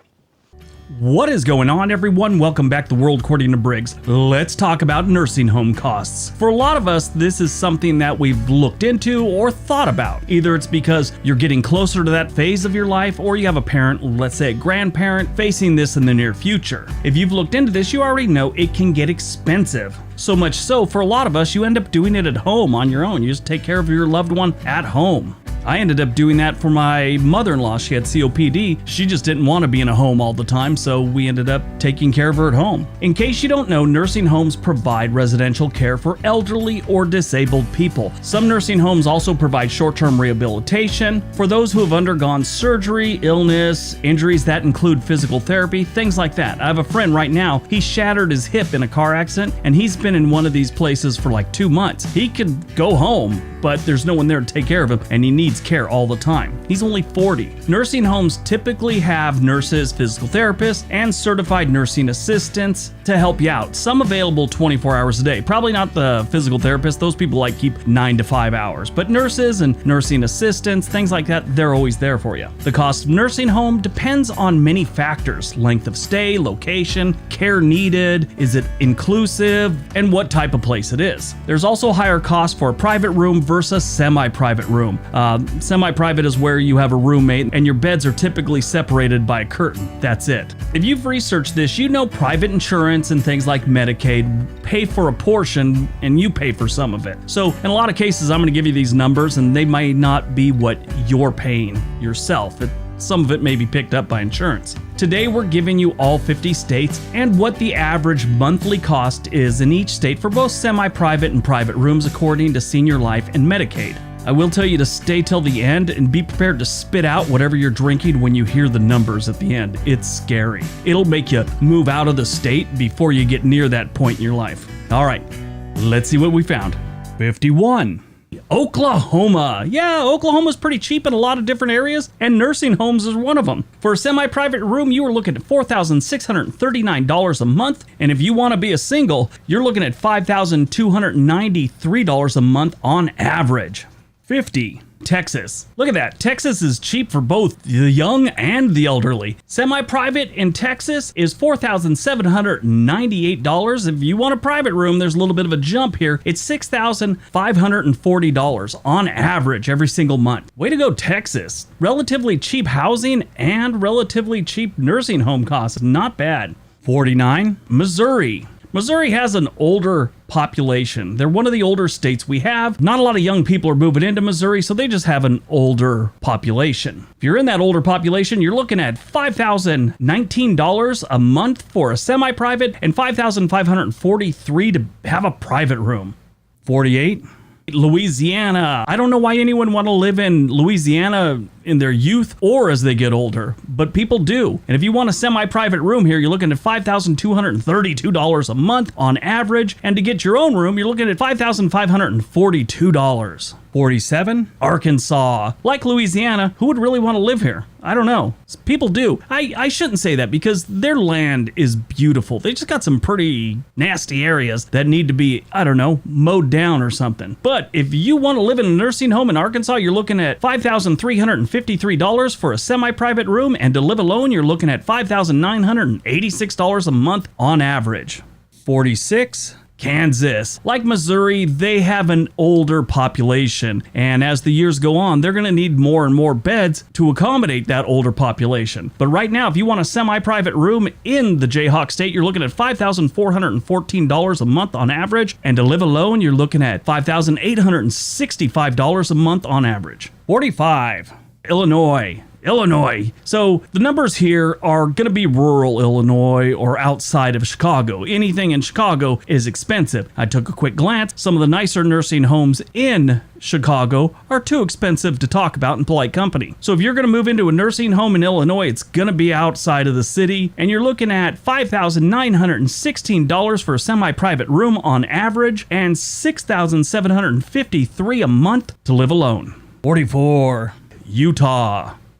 Utah's beautiful, and you could pick a lot worse places to live in a nursing home or to live in general. So this isn't a bad place to live, and it's relatively inexpensive compared to other states. But for a semi-private room in Utah, you're looking at $6,083, but they take a little bit more of a jump up. If you want to live alone, that's $7,604 a month on average. 43, Iowa. Iowa, Kansas, Missouri, they're all in the same area and they share a lot of the same issues. But if you want a semi-private room at a nursing home in Iowa, you're looking at $6,083 a month on average. And to live alone, you're looking at $6,479. 42, Alabama. If you want to be in a nursing home in the heart of Dixie, it'll cost you $6,279 a month on average for a semi-private room and $6,661 to live alone. 41, Georgia. Staying in the South, we have the Peach State, Georgia. Georgia's a lot like Florida, they just don't have as many beaches. They have some beautiful places to live, so it might not be the worst place to retire or grow old. If you want to live in a semi-private room in a nursing home in Georgia, you're looking at $6,342 a month on average, and to live alone, you're looking at $6,768 a month. 40, Tennessee. The volunteer state will give you a semi-private room for $6,388 a month on average, and about a $500 jump for a private room. You'll get that for $6,844. A little less than $500, but not a bad place to stay. 39, South Carolina. They got a lot of people moving out of South Carolina these days. Actually, the younger people are flooding out there, and a lot of older people are moving in. They better start growing some more nursing homes because they don't have enough, according to one article I read. But if you want a semi-private room in South Carolina, you're looking at $6,418 a month, and if you want to live alone, you're looking at $7,209. 38, Arizona. This is one of the most popular retirement destinations in this country, and I'm kind of shocked that there's this low on this chart. They're kind of inexpensive, and I would have expected them to be a lot more expensive considering how many people are retiring and growing old in Arizona these days. But if you want a semi-private room, you're only looking at $6,494 on average in Arizona, and to live in a private room, you're looking at $7,908. 37, South Dakota. This one's probably a little too cold for most people getting up there in years, but they do have people staying there. If you want a semi-private room in South Dakota, you're looking at $6,616 on average. And if you want to get your own room, you're looking at $7,072 a month. 36, Mississippi. I'm kind of shocked they're charging anything to live in this state, but they are. They're at number 36. They're getting closer to the middle of the pack, and this place blows. If you want to grow old in Mississippi, you're looking at $6,692 a month on average. And to get your own place in the Magnolia State, you're looking at $7,087 on average per month. 35, Kentucky. Kentucky can get cold in the winter. So again, retirees tend not to go places like this, and then you definitely don't want to get in the later years in a cold climate for most people. I mean, they're not the worst, but Kentucky does get some cold winters. But if you do decide to stay and brave the cold winters, you're looking at $6,844 a month on average for a semi-private room, and this is a good jump, $7,604 for a private room on average in the Bluegrass State. 34, Indiana. Over the last couple of years, I've kind of started liking Indiana a little bit more. The more things I read and the more research I've done, Indiana gets a worse reputation than they deserve. That's my opinion. So it might not be the worst place to go into the golden years. But if you do, to get a semi-private room, you're looking at $6,859 a month on average. And you got a good step up here for a private room. That's $8,243 a month on average. 33, Nebraska. Nebraska's getting a little more expensive than I think they should be. I mean, they're just like Iowa, they're just like Kansas, but they're farther up the list than those two were by a good stretch. But if you want to stay in Nebraska in the golden years, you're looking at $6,905 a month on average. And to get your own room, $7,266. 32, North Carolina. The Tar Heel State isn't really that popular these days with the older crowd. Definitely younger people are moving in here in droves pretty much. They still have nursing homes and they still got people that need nursing homes. And if you're one of them, it's going to cost you $6,950 a month on average for a semi-private room and $7,711 to live alone. 31, Montana. Who knew they had nursing homes in Montana? I had no idea. I thought those people were so independent. They just grow old alone, determined to make it to the end without needing a nursing home. That's kind of the attitude you get from people from Montana. But they do. And if you do want a semi-private room in one of the Montana nursing homes, it's going to set you back $7,006 a month for a semi-private room and $7,310 a month to live alone and be independent. 30. Ohio. Ohio's kind of a strange place. In most states, if you move into the city, it's going to be more expensive. Other than Columbus, all the other cities in Ohio are probably cheaper to live than in a rural community. You should be paid to live in most parts of Cleveland, actually. But if you want to live in a nursing home in Ohio, you're looking at $7,118 a month on average for a semi-private room and $7,908 to live alone. 29, Wyoming. Like Montana, who knew that they had nursing homes in Wyoming? It really seems like a place where they just, to the last day, they're staying at home, working in the yard or something, pulling a transmission out at 87. But if you do go into a nursing home in Wyoming, you're looking at $7,178 to have a curtain between you and a neighbor, and $7,543 if you want to live alone. 28, New Mexico. How did they get this far onto the list? They shouldn't be this expensive. But if you do want to live in a nursing home in New Mexico, you're looking at $7,285 a month for semi-private, and for private, it is $7,619 a month on average. 27, Virginia. You know, Virginia's a nice state. It gets cold in the winter, which is usually a deterrent for most retirees and people of the nursing home age. They don't want to be in that cold, but it's a nice state other than the cold. If you want to stay in this nice state and get through a couple of those winters, you're looking at $7,452 a month on average for a semi-private room, and it takes a good jump here, $8,517 for a private room for a nursing home in Virginia. 26, Idaho. Idaho, again, it's like Montana and Wyoming. They're all the same state in my opinion. They're not really, but they're very similar in a lot of their ways. Independent, very much live in the country lifestyle whenever they can. It's how people in Idaho, Montana, and Wyoming are. It's just how it is. But if you want to grab a nursing home room in Idaho, you're looking at $7,574 for a semi-private, $8,045 a month on average for a private room. Now, before we get to number 25, little intermission thing here. We are talking about averages, and we will get all kinds of comments in the comment section below about my mom lives in a place and these numbers are wrong because she's in Idaho and you said it's $8,045 for a private room. I'm paying $9,220. We'll get that. I promise you. Something like that. We're talking averages here. So just let it go. All right. On to number 25. 25.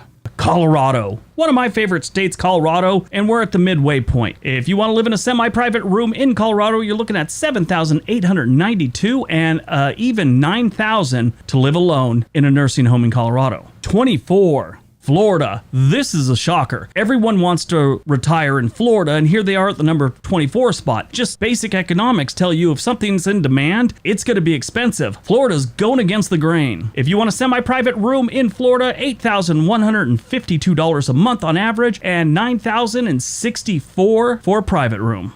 23. Nevada. Nevada's gotten more and more popular with the younger people of California and the older people. A lot of people are moving to Nevada for retirement and then eventually nursing home type life. But if you want a semi-private room in the Silver State, you're looking at $8,228 a month on average and $9,262 to live alone. And knowing Nevada, they probably have like slot machines in these nursing homes. 22. Wisconsin. I like Wisconsin, but again, we run into the problem with this is a northern state and it gets cold. So they don't have as big a nursing home population as they probably would if they were a little bit warmer. So this is a beautiful state and it's nice and the people are great. But if you want to live in a semi-private room here, it's $8,334. And to get a private room, you're looking at $9,346. 21. California. Who let them slip in at 21? This is like the most expensive state, and they're letting people spend their golden years in the Golden State? This cheap? Unacceptable. They should be the top of the list. Anyway, if you want a semi-private room in California, you're looking at $8,365 a month on average and $9,817 for a private room. Number 20, Michigan. How is Michigan more expensive than California? Weird. But if you want a semi-private room in Michigan, you're looking at $8,562 a month on average, and a private room, $9,125. 19. Washington. The evergreen state is beautiful. It's kind of like Oregon. It's just a beautiful place to be. They got other problems here in Oregon, but Washington and Oregon, in my opinion, are two of the most beautiful states you could ever spend any time in. And if you want to spend your golden years in Washington in a nursing home, it's going to be $8,669 a month for a semi-private room, and for a private room, you're looking at $9,718. 18. Rhode Island. Yeah, people do retire and grow old in Rhode Island. Oddly enough, for a semi-private room, it's $8,821, and for a private room, $9,733. 17. Minnesota. This one's a little weird. We're getting up there in the price now, cracking $9,000. If you want a semi-private room in Minnesota, you're looking at $9,125, and to get a private room, it's $10,188 a month on average. That is starting to get expensive. 16. Maryland. I'm sure most of these prices are outside of Baltimore. Baltimore is such a weird city. I mean, it's a major city and it's going to be expensive, but it's also an extremely dangerous city. So I'm not sure if it should be expensive or they should actually pay you to live there because it's so dangerous. Who knows? If you want a semi-private room in Maryland, you're looking at $9,231 a month on average, and to get a private room, you're looking at $9,673. 15. Oregon. Yes, my home state. Well, my new home state. I'm originally from California, in case you don't know. Grew up in Southern California, moved here about 11 years ago. But before you say anything, I lived all over the country with the military, so don't even start. But if you want to spend your golden years here in Oregon, you're looking at $9,277 a month and $9,977 for a private room.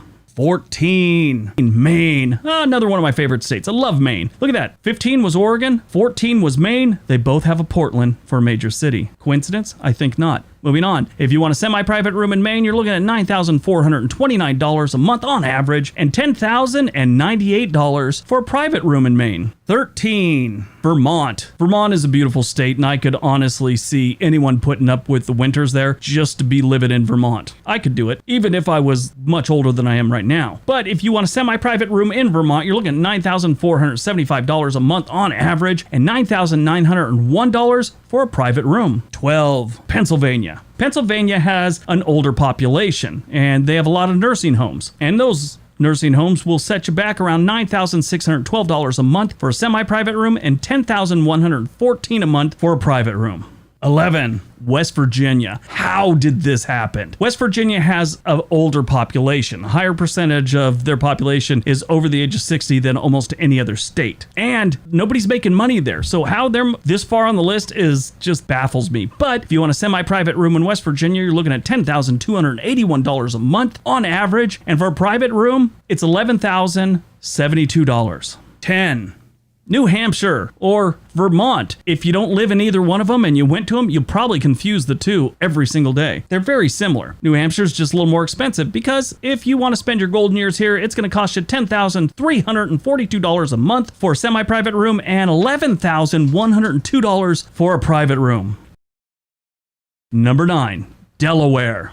Delaware's a nice state. They got some nice beaches, but if you're not from the East Coast, you really don't ever think about Delaware or know much about Delaware, other than Wilmington is dangerous. And if you're in the military, you know about Dover because you come home in a body bag from any place, you got to go through Dover first. That's kind of a depressing thing. Anyway, in Delaware, if you want to see your golden years, you're looking at $10,494 for a semi-private and $10,950 for a private room. Number 8, New Jersey. Now, New Jersey is a weird state for so many different things. Years ago, I read an article about two older gentlemen in a nursing home. They had an argument over a woman and had a point-blank shootout in a room with 2 revolvers. Each one of them fired 8 shots. Neither one of them got hit. A nursing assistant did get hit in the leg. That was the only injury here. The reason they didn't hit each other, one guy had cataracts and the other guy was steadying himself on a walker. Welcome to New Jersey. If you want a semi-private room, I don't know if you get a firearm with that, but in New Jersey, a semi-private room is $10,646 a month on average. And if you want to live alone here, you're looking at $11,863 a month on average. 7, North Dakota. Mind blown again. It's North Dakota. It's supposed to be cheap. It's cold. What is going on with the world? There's no way North Dakota should be this far up on the list, but if you want to stay here, it's $11,027 for a semi-private room, $11,690 for a private room. 6.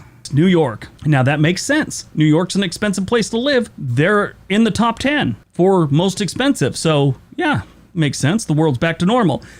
If you want to live in a nursing home in New York, you're looking at $11,756 a month on average. If you want your own room, you're looking at $12,189 a month on average.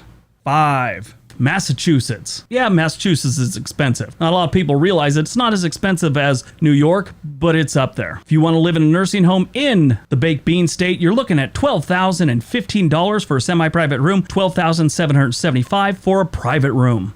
4. Hawaii. See, makes sense. Hawaii is expensive. They should be number 1 because that's probably everyone's first option to grab a nursing home in. But no, they're not. They're number 4. If you want a semi-private room in Hawaii, you're looking at $12,167 a month on average, and a private room in Paradise will set you back $13,657 a month. 3.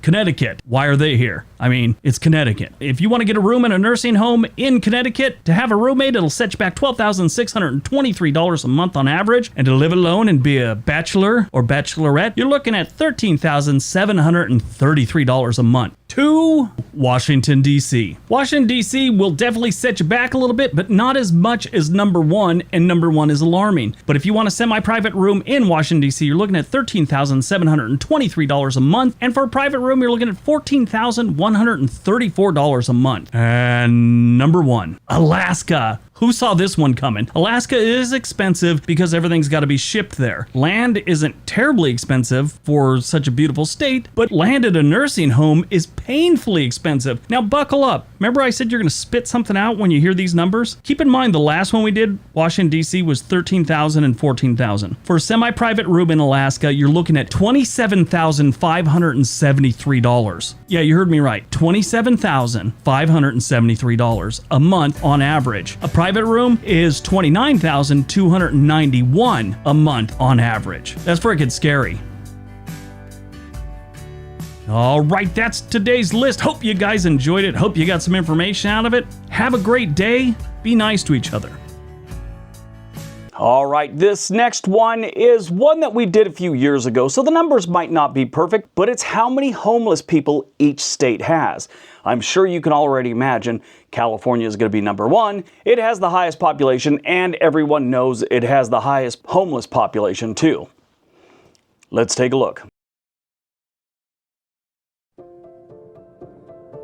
What is going on, everyone? Let's take a look at the homeless situation in the United States. I was in downtown Portland the other day and I noticed that there might have been a slight reduction in homeless camps around downtown. Don't get me wrong, it is still really bad, and Portland is one of the top 5 cities when it comes to the homeless epidemic. Nick Johnson just did some really good videos on the homeless situation over the last couple months. He focused on individual cities, and I started wondering what's going on statewide across the nation. I found a government study that compared the estimated averages from 2019 to 2020. I thought we'd compare the 2 years and see where they are and who got better and who got worse. I'll do every state including Washington, D.C. and Puerto Rico. We will look at the homeless rate per 100,000 residents and what was the percentage change from 2019. This is all 50 states, so I won't bog it down with too much talking. Towards the end, there are some important details that should be pointed out about a few of the states. And for our vision impaired audience, even though I said I won't be doing much talking, I will be saying every state and the stats all the way through the video. Let's take a look.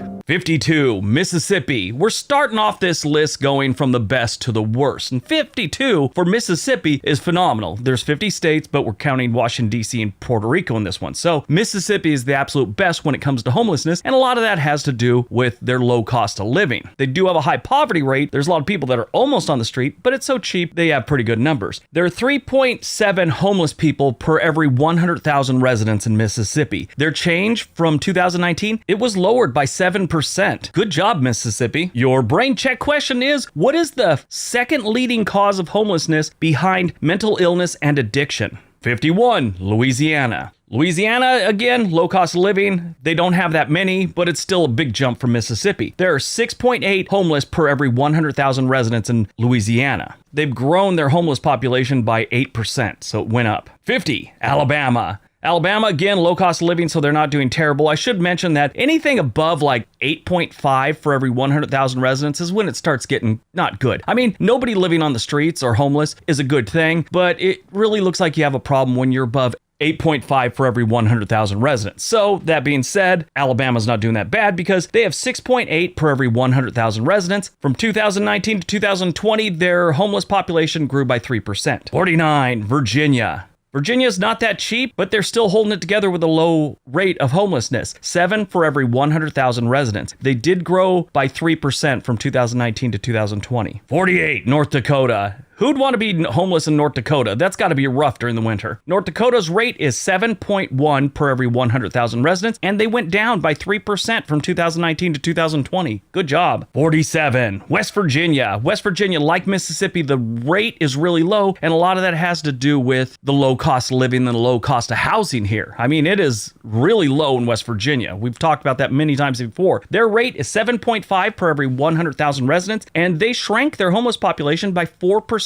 from 2019 to 2020. 46, Puerto Rico. You know, we never talk about Puerto Rico that much on this channel, and we probably should. I mean, they're not technically a state, they're a territory, but they're the closest of all the territories to being a state, I would think. In Puerto Rico, it is 7.7 per every 100,000 residents that are considered homeless, and that shrank by 3%. Good job, Puerto Rico. 45, Arkansas. Arkansas, again, like so many other ones, their low cost of living is helping out, and they have jobs there, and people are really doing good things to get people off street, and it shows. They have 7.8 per every 100,000 residents, and from 2019 to 2020, they shrank their homeless population by 13%. That's the best on this list, I believe. 44, Wisconsin. Wisconsin, again, who'd want to be homeless in a place that gets that cold? I mean, not like anyone chooses to be homeless, really, but you get what I'm saying. I would head south if that was my situation. There are 7.8 per every 100,000 residents in Wisconsin. Their homeless population shrank by 1%. Connecticut. Connecticut's homeless population is 8.1 per every 100,000 residents, and it shrank by 4% from 2019 to 2020. 42, Illinois. Illinois you'd think would be worse with Chicago and all the drama that you hear about this city. But no, they're doing not terrible. They're 8.2 for every 100,000 residents in Illinois, and their homeless population grew by 2% from 2019 to 2020. 41, South Carolina. Now this is where we start getting towards the almost, you probably have a problem. South Carolina is a great state, especially when you look at the low country, Charleston, places like that. But there's a lot of places in this state that aren't doing really well. They have 8.3 homeless for every 100,000 residents in South Carolina, and their population grew by 3% from 2019 to 2020. 40, Kansas. Kansas, you know, this is a state that pretty much has it together. I mean, they got Kansas City, but a majority of the state is a great place to live, and I'm kind of surprised they're not doing better with the homeless situation. They're not terrible compared to some of the other places, but I just thought they'd do better. They have 8.4 per every 100,000 residents. They grew their population from 2019 to 2020 by 3%. They grew their, I make it sound like they're trying to. No, their homeless population grew by 3%. That sounds better. 39, Iowa. Iowa, Kansas, and Nebraska are always right around the same area in just about every stat, sort of like Vermont and New Hampshire are. But they're the same as Kansas with 8.4 per every 100,000 residents. Sadly, their homeless population grew by 14% from 2019 to 2020.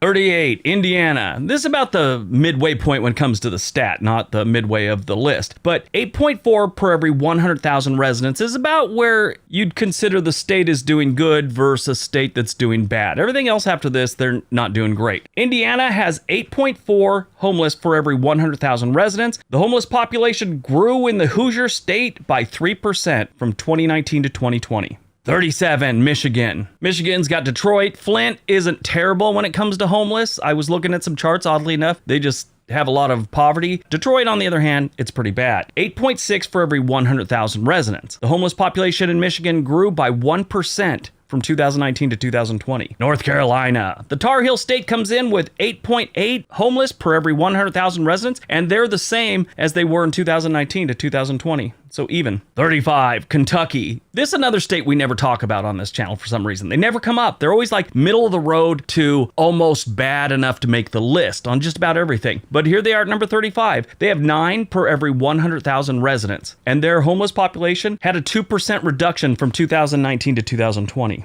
34, Ohio. Ohio, again, very cold state, but they got a lot of problems in Cleveland and some of the other cities. If it wasn't so cold, I bet they'd have a higher number, but there are 9.1 per every 100,000 residents, and that population grew by 3% from 2019 to 2020. Now, I will tell you right here, I started off this video and I had all kinds of footage I had from downtown and other places of homeless residents, and I just didn't think it was cool to put those up, so I'm just putting up the states. I mean, they're in the worst situation of their life. In most cases, there's no need to put that up there. 33, Texas. Yep, the Lone Star State is not doing great, but they're doing much better considering they're one of the major states like California or New York. But they have 9.4 per every 100,000 residents. Their homeless population grew by 5% from 2019 to 2020. 32, Georgia. The Peach State, they're not doing terrible, but they're not doing great. 9.6 homeless per every 100,000 residents, and that population shrank by 2% from 2019 to 2020. 31, Utah. This one sort of surprised me, but my last video was on Utah and I talked about how expensive it was getting. In the last 4 or 5 years, it's gotten really expensive, and this has put a lot of their residents on the street or living in cars, things like that. And it shows 9.8 per every 100,000 residents are considered homeless in Utah. That population grew by 12% from 2019 to 2020. There is a lot of reasons people end up on the street, but I'm sure that's a major player in their population right now. Number 30, Oklahoma. Oklahoma has 9.9 homeless residents for every 100,000 residents, and that's the same as they had in 2019 to 2020. 29, Rhode Island. Rhode Island, I'm kind of shocked, but they're so small, it's easy to get a high number by having a small homeless population. They have 10.4 per every 100,000 residents, and that population grew by 5% from 2019 to 2020. 28, Pennsylvania. Pennsylvania, you know, with Pittsburgh and Philadelphia, they've got some places with a lot of homeless. Pittsburgh's not nearly as bad as Philadelphia, but still bad. They have 10.4 homeless for every 100,000 residents, and that population grew by 1% from 2019 to 2020. 27, Maryland. Maryland with Baltimore, yeah, it's got some problems, and their homeless population is 10.5 per every 100,000 residents. The good news is that population shrank by 3% last year. 26, Wyoming. Again, this is a really small population, so it's easy to get a high number if you have a small homeless population. If we went by the total number of homeless, they would be third from the bottom, meaning the best, with only 612 homeless residents. But Wyoming's homeless rate is 10.6 per every 100,000 residents, and that population grew by 12% from 2019 to 2020. 25, Missouri. The show me state is not doing great when it comes to their homeless population. They have 10.6 per every 100,000 residents, and that population grew by 6% from 2019 to 2020. 24, Tennessee. Tennessee, like Missouri, has a homeless rate of 10.6 per every 100,000 residents. The good news is that population shrank by 3% from 2019 to 2020. New Jersey, the Garden State, is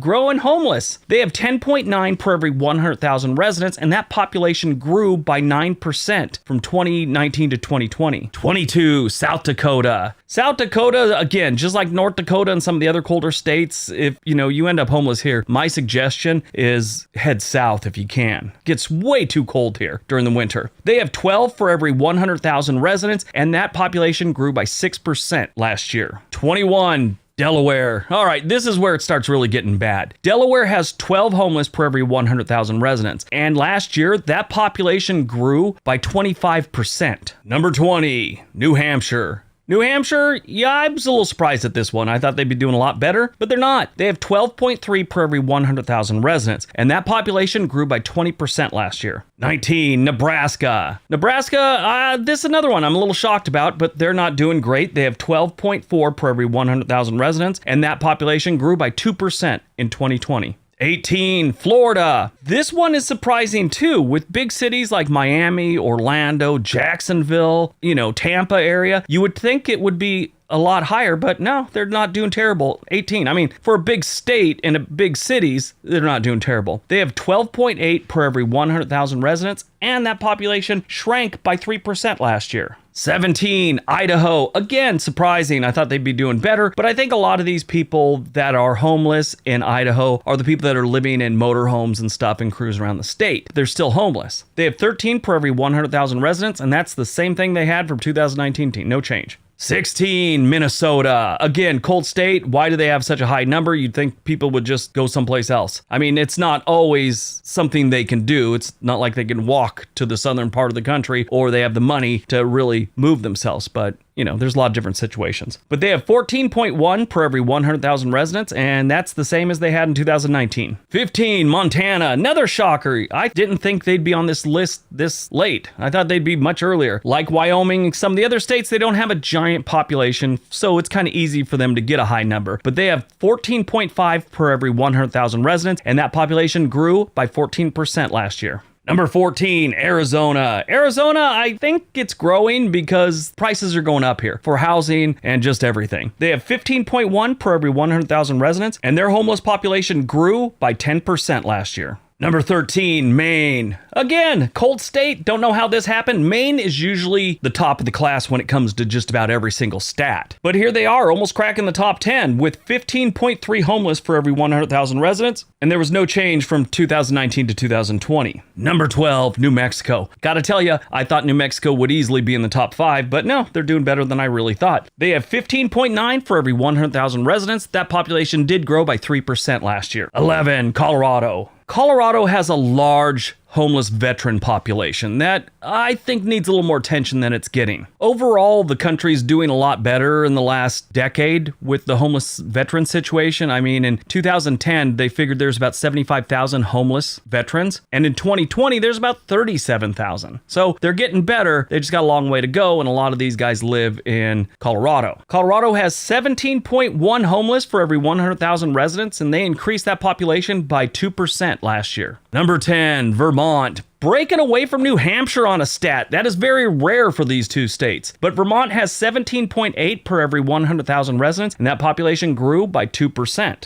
Yeah, every single time. They're always right next to each other, along with like Iowa and Kansas are always right next to each other too. Not just on the map, in most of their stats. Number 9, Nevada. Nevada has 22.4 per every 100,000 residents. That population shrank by 3% from 2019 to 2020. Now, you always hear that Nevada has one of the worst homeless situations. Compared to some of the other ones on this list, they're not doing terrible. I mean, 22.4 is a horrible number, but compared to like the last 4 on this list, they're not doing terrible. Number 8, Massachusetts. Yeah, this is an expensive state. A lot of people are living on the street. Boston's got a pretty bad problem with their homeless situation.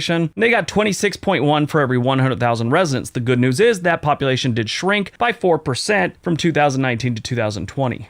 Number 7, Alaska. Again, this is a state that's huge, but they don't have a giant population, so their number could be a little misleading, I guess. But they have 26.6 per every 100,000 residents, and that homeless population grew by 3% last year. Number 6, Washington. The only surprise here is it's not higher. You hear about the homeless situation in Seattle, so you expect them to be pretty high on the list, and here they are at number 6. Washington has 30.1 per every 100,000 residents. It's not just Seattle. All of their major metro areas like Tacoma, Spokane, they all have pretty good size homeless populations. They also have a lot of those prepper types, end of the world, you know, living in tents or shacks in the woods all throughout Washington. So I wonder if that was figured in. I tried to, see if they counted them, but I couldn't find anything. But Washington has 30.1 per every 100,000 residents, and that population grew by 6% from 2019 to 2020. Number 5, Oregon. This is normally, they're not number 1, and you'd think they would be by all the press and all the news you hear about it. They're just not that bad. They've actually gotten a lot better. The numbers prove it.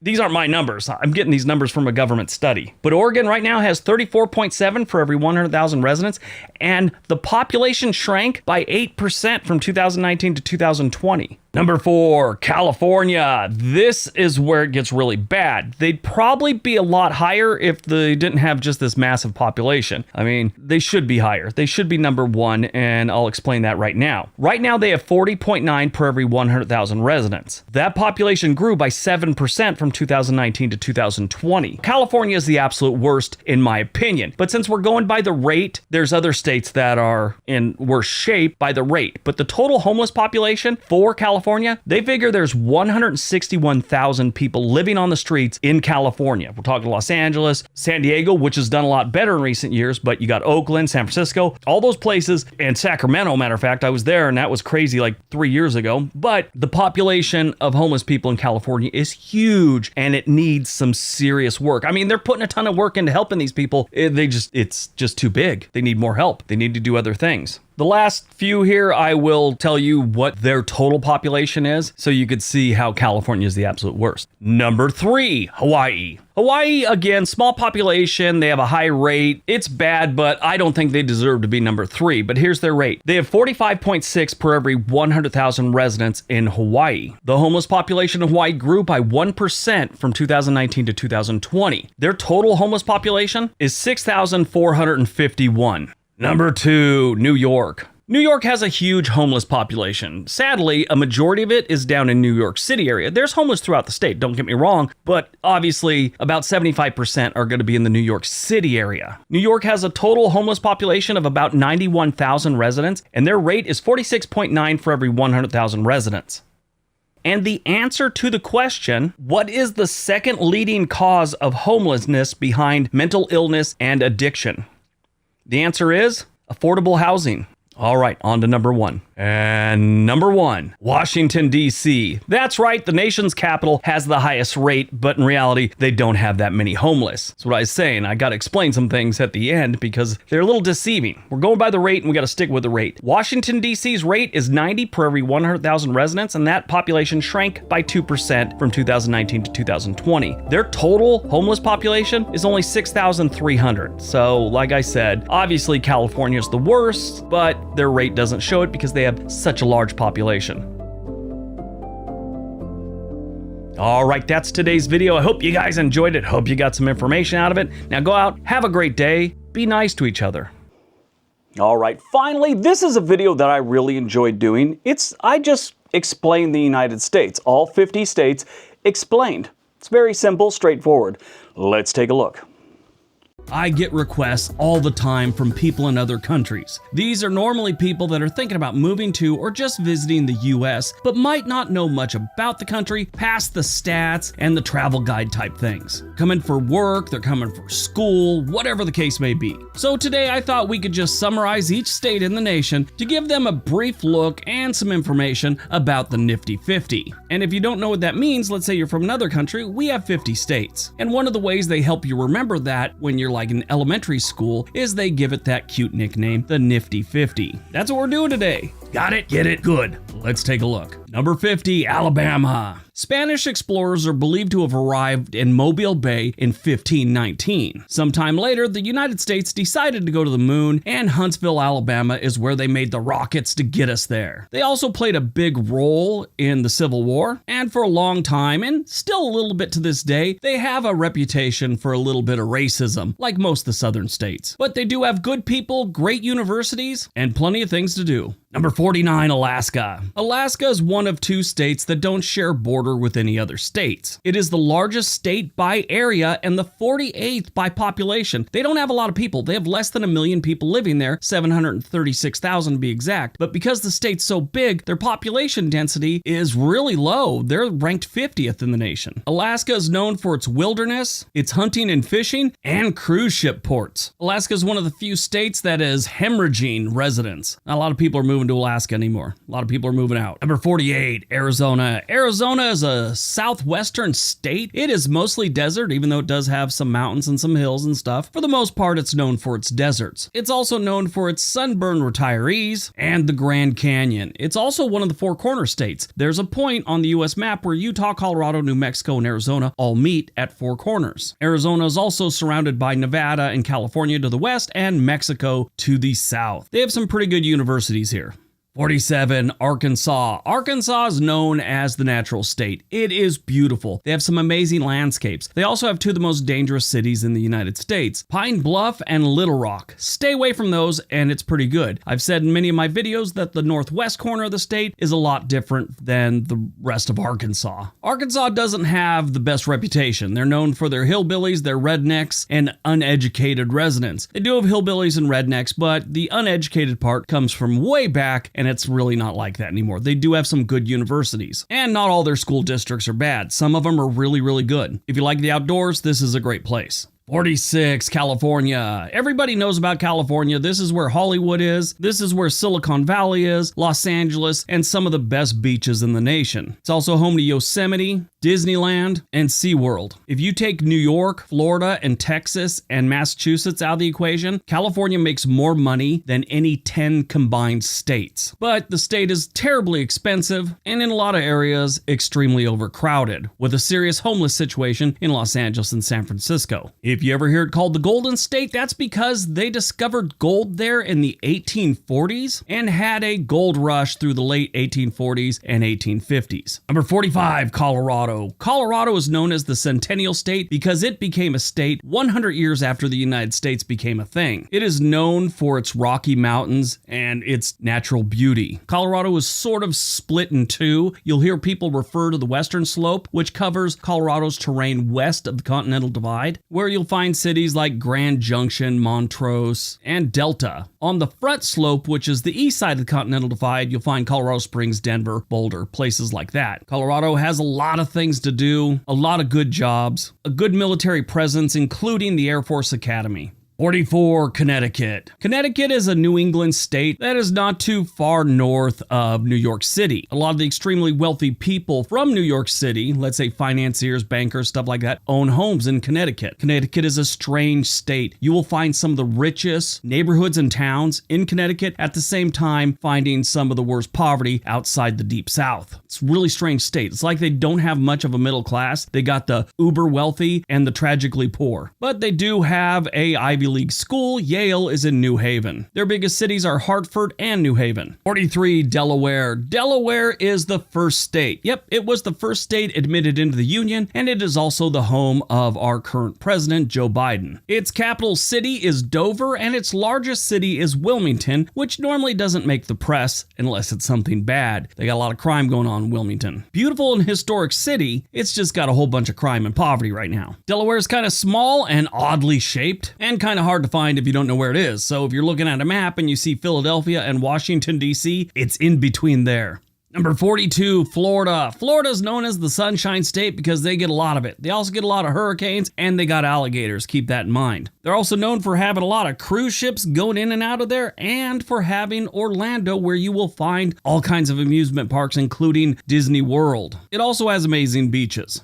41, Georgia. Just north of Florida, you have Georgia, known as the Peach State. Georgia is one of our southern states, and its biggest city is Atlanta. They're also a state that has a big military presence. And these days, they've got a lot of political turmoil. A lot of stuff's going on there. So if you show up in the United States, you're going to hear them a lot, and it has to do with some weird political stuff that's been going on. Georgia also has one of the most beautiful cities we have here in the United States, Savannah. Number 40, Hawaii, the Aloha State. Did you know aloha means hello and goodbye? It's one of those words that have several meanings, just like dude and the F word. Hawaii is in the middle Pacific Ocean, and it is the other state that does not share a border with any other U.S. state. It is in the middle of the ocean, and that's why. Hawaii is obviously another state that has amazing beaches. Its main industry is tourism, and it's also where a lot of retirees that have a good amount of money go to spend their golden years. Most people think Hawaii only has like 5 to 8 islands. Hawaii is actually made up of 137 islands. Now, 8 of them are considered major islands, and 7 of the major islands have somewhat of a population. One island hasn't had any permanent residents since 1940. They also have 13 minor islands, which really don't have anyone living on them, and a whole bunch of atolls, reefs, and rocks sticking out of the ocean that they consider islands and part of the Hawaiian chain.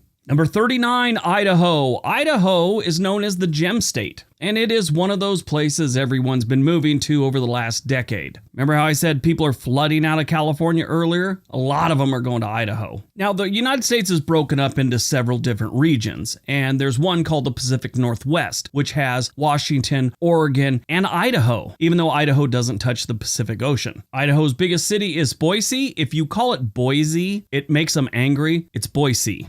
38, Illinois. Illinois is in the upper Midwest, and this is where they keep the big city of Chicago. It's in the northeast side of the state on Lake Michigan. There's a lot of things going on in Illinois, but all anyone really knows about Illinois, it's Chicago. Number 37, Indiana. Indiana is mostly farmland. They have Indianapolis right in the middle of the state, and that's where they have a big race every year. Actually, they have a few races there at the Indianapolis Motor Speedway. Indiana is college basketball. If you like basketball, you already know where Indiana is because a lot of the people there live and breathe college basketball or basketball in general. They call themselves Hoosiers. 36, Iowa. Iowa is where we grow most of our corn. Well, maybe not most of it. We grow a lot of it. It's just kind of known for their corn. It's also kind of known for its boredom. They do have a couple good-sized cities, Sioux City and Des Moines. It's also considered one of the most boring states, and if you're married and want to settle down and raise a family, boring is sometimes good. Number 35, Kansas. Staying in the Midwest, we have Kansas. They call themselves Jayhawks. Kansas is a lot like Iowa. It's, great place to raise a family, but it's kind of boring. Their biggest city isn't really even in their state. It's Kansas City, with a majority of Kansas City being in Missouri. But that area on the Kansas side does have one of the best suburbs in the nation, Overland Park, Kansas. They also have Topeka and Wichita, but nobody knows where those really are, even though they really are there. I promise you. Kansas is also where Dorothy got her start from the book and the movie, The Wizard of Oz. Number 34, Kentucky.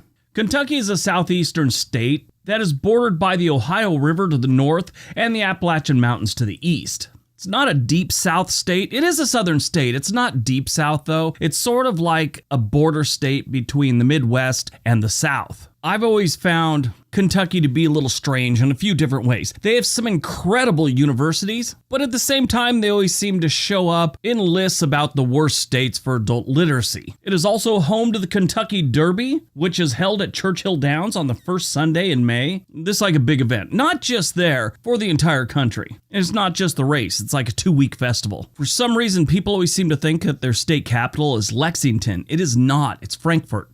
33, Louisiana. Louisiana has a bunch of nicknames, but the one that most people know it by is the Pelican State. This is where you'll find cities like Baton Rouge and New Orleans. It's also where the Mississippi River ends right before it flows into the Gulf of Mexico. It's got a lot of history and a whole bunch of poverty. Keep that in mind if you decide to go visit. 32, Maine. Maine is a New England state. It is the most northeastern state we have here in the U.S. Maine is known as the Pine Tree State, and they got a lot of pine trees and a lot of open land. They are ranked 39th in size and 42nd in population. Their capital is Augusta, and their largest city is Portland. Actually, out here in Portland, Oregon, if you've never heard this before, that is how we got the name Portland, Oregon. Two businessmen from back east decided they needed to name this little camp that had set up around their trading post. Each wanted to name it after their hometown. They flipped a coin, and the guy from Portland, Maine, won, and he named it Portland, Oregon. We were a coin toss away from being Boston, Oregon. 31, Maryland. Most people not from the United States really don't know much about Maryland. I mean, even if you're from the United States, you probably don't know much about it past this is where Baltimore is. If you look at the map, Maryland and Delaware to a degree looks like they just kind of threw these states together as an afterthought. Maybe some landowner was all, I want my own state. So Pennsylvania, New Jersey, and Virginia gave a little piece each of their states. We're like, here, take this land, we're not using it, and shut up. Maryland is known as a mid-Atlantic state that is got a whole bunch of waterways, coastline, and the Chesapeake Bay. The border of Maryland and the northern part is defined by the Potomac River. And there's one section where the state is so thin up near Hancock that you could walk from West Virginia through Maryland into Pennsylvania in less than an hour. If your gout's acting up, might be 2 hours. Number 30, Massachusetts. Massachusetts is where Boston is and where you'll find Harvard. Harvard, of course, being an Ivy League school and considered by most to be one of the best in the nation. I was in the Army with a guy from Boston, and he always used to say, and I never understood why, he's all, Harvard, the big lie. I don't know. I think it's a local thing. I don't know. But he did it in his country club voice. It was like, Harvard, the big lie. It was ridiculous. Massachusetts isn't a terribly large state. It's actually ranked 44th in the nation. When it comes to population, they're ranked 15th with about 7 million residents. And they're second in the nation when it comes to median household income. This state makes a lot of money, even though it's not that big. Depending on the year, their economy is usually in the top 5 for the United States. Always like number 3, 4, or 5, something like that. So if you want to go to school here, it's a good idea. It's expensive. And if you're looking to get a good paying job, probably look here also. And if you ever call it a state, keep in mind it's a commonwealth, not a state. There's a little bit of a difference, nothing major. In a lot of different things, we say we have 50 states. In reality, we have a few that are commonwealths. If you do move to Massachusetts, keep in mind they have a very strange accent. I shouldn't say strange. It's just very noticeable, especially if you're in the Boston area. 29, Michigan. Michigan is known as the Great Lakes State, the Wolverine State. It's also known as the Mitten State, the Water Wonderland State, or Winter Wonderland State. It's got a lot of nicknames. And it's home to what most people consider the worst major city in the United States, Detroit. The rural parts and small towns are great. Detroit and Flint and a couple other places just are really bad. I did a whole video on how Detroit got to where it is today. I'll leave a link down below. Michigan is ranked 10th in population with about 10 million residents, and it's ranked 11th in size. They have brutally cold winters and nice summers and springs if you could stand the mosquitoes. 28, Minnesota. Minnesota is a lot like Michigan, probably a little bit colder, and they don't have Detroit. Beautiful summers and springs, winters and fall can be brutal, but it is a beautiful state in the rural areas. Wonderful people in Minnesota. 27, Mississippi. Mississippi is, by most people's account, the worst state in the United States. They have the worst state capital of Jackson, Mississippi, and they lead the nation in so many things that are negative. I don't know where to begin, but probably the one that sticks out the most, poverty. That's right, the Magnolia State has the worst poverty in the country. If you don't need to go to Mississippi, don't go to Mississippi. 26. Missouri. Missouri is a state that is often overlooked. It's pretty close to being the middle of the country, and its two largest cities they have to share with other states. Kansas City is in Missouri and it's in Kansas. Then you have St. Louis, Missouri with a metro area that goes into Illinois with East St. Louis. It does have one of my favorite places to go visit, and that is Lake of the Ozarks. It's right in the middle of the state. 25, Montana. If you're from another country and you want to see what the Old West was like, go to Montana. It's the closest you're going to get to how the Old West was. Wyoming's pretty close also. They got a lot of open land, and it's beautiful in most areas. Kinda gotta be a tough person to live in Montana. 24, Nebraska. Nebraska is just like Kansas and Iowa. Boring, but a great place to raise a family. Number 23, Nevada. Nevada's not a great place to raise a family, according to just about every survey that's ever been taken. If you're not from the United States and you've never heard of Nevada, it's where we keep Las Vegas. Yes, Las Vegas is the largest city. Well, the metro area of Las Vegas is the major metro area in Nevada. Nevada is a good-sized state. It's actually the 7th largest in the United States, but it's 32nd when it comes to population. That's because they only have a few metro areas like Las Vegas, Laughlin, and Reno, and the rest of the state is desert that not many people would want to live in. And not many people get the chance to live in it because most of this state is owned by the federal government. 22, New Hampshire. New Hampshire is a great state. I love New Hampshire. It's right next to one of my favorite states, which is Vermont. These two states are very similar, along with Maine, because they are the safest states in the United States. They're always like 1, 2, or 3. New Hampshire is beautiful and safe if you want to go there for college or relocate. 21, New Jersey. New Jersey, you know, it's a strange state. The people there aren't really obnoxious and rude as they seem. It's just the way they are. They sort of remind me of Russians. If you don't know the Russian language, when you hear them speak, you think they're angry, at least from a Western point of view. New Jersey's like that too. They sound like they're getting aggressive when really they're just talking to you. New Jersey has some nice coastal areas and some really nice rural areas on the inside of the state, but they have a lot of really bad big cities. Stay out of the big cities, it's a great place to live. Number 20, New Mexico. New Mexico is pretty close to Mississippi when it comes to poverty. New Mexico's got some problems, and most of it stems from they just don't have a lot of jobs. But if you like the desert, it's hard to find one as beautiful as New Mexico. 19, New York State. New York is a very interesting state because most people not from the country don't realize that New York City is not the entire state. New York City has about 3/4 of the people of New York State, but it only has about 1/5 of the land. It is known as the Empire State, and it is a melting pot. That's why most people coming from other countries, one of the first places they hear they should move to is New York or New York City.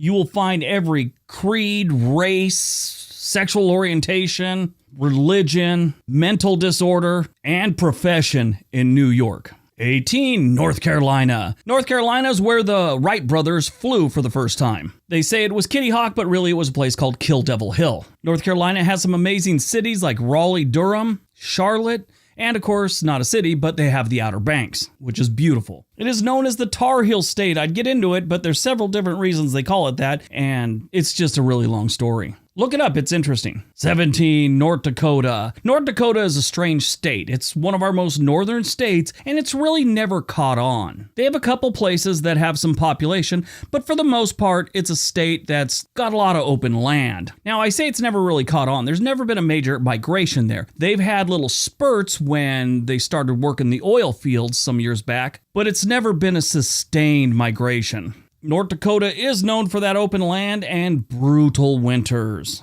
16, Ohio. The Buckeye State is a state that's been on decline for about 30 years now. Ohio is home to one of the most depressing cities in the United States, which is Cleveland, which is also home to my favorite football team. Ohio only has 4 or 5 major cities. You got Cleveland, Columbus, Cincinnati, Toledo, and Dayton. And of them, only Columbus is the one you want to live in. If you like football, it's a great place to live. They're big on college football and the NFL. They actually have the NFL Hall of Fame in Canton, Ohio. 15, Oklahoma. Oklahoma is right above Texas. And if you talk to someone from Oklahoma, they say they're just like Texas. And if you talk to someone from Texas, they'll say Oklahoma wishes it was a lot like Texas. This comedian I saw years ago said that he used to live in Oklahoma and they should change their welcome sign at the state line. Instead of "Welcome to Oklahoma, the Sooner State," it should just be a picture of a cop going, "Nothing to see here, folks. Keep moving." Yeah, Oklahoma is not the greatest place.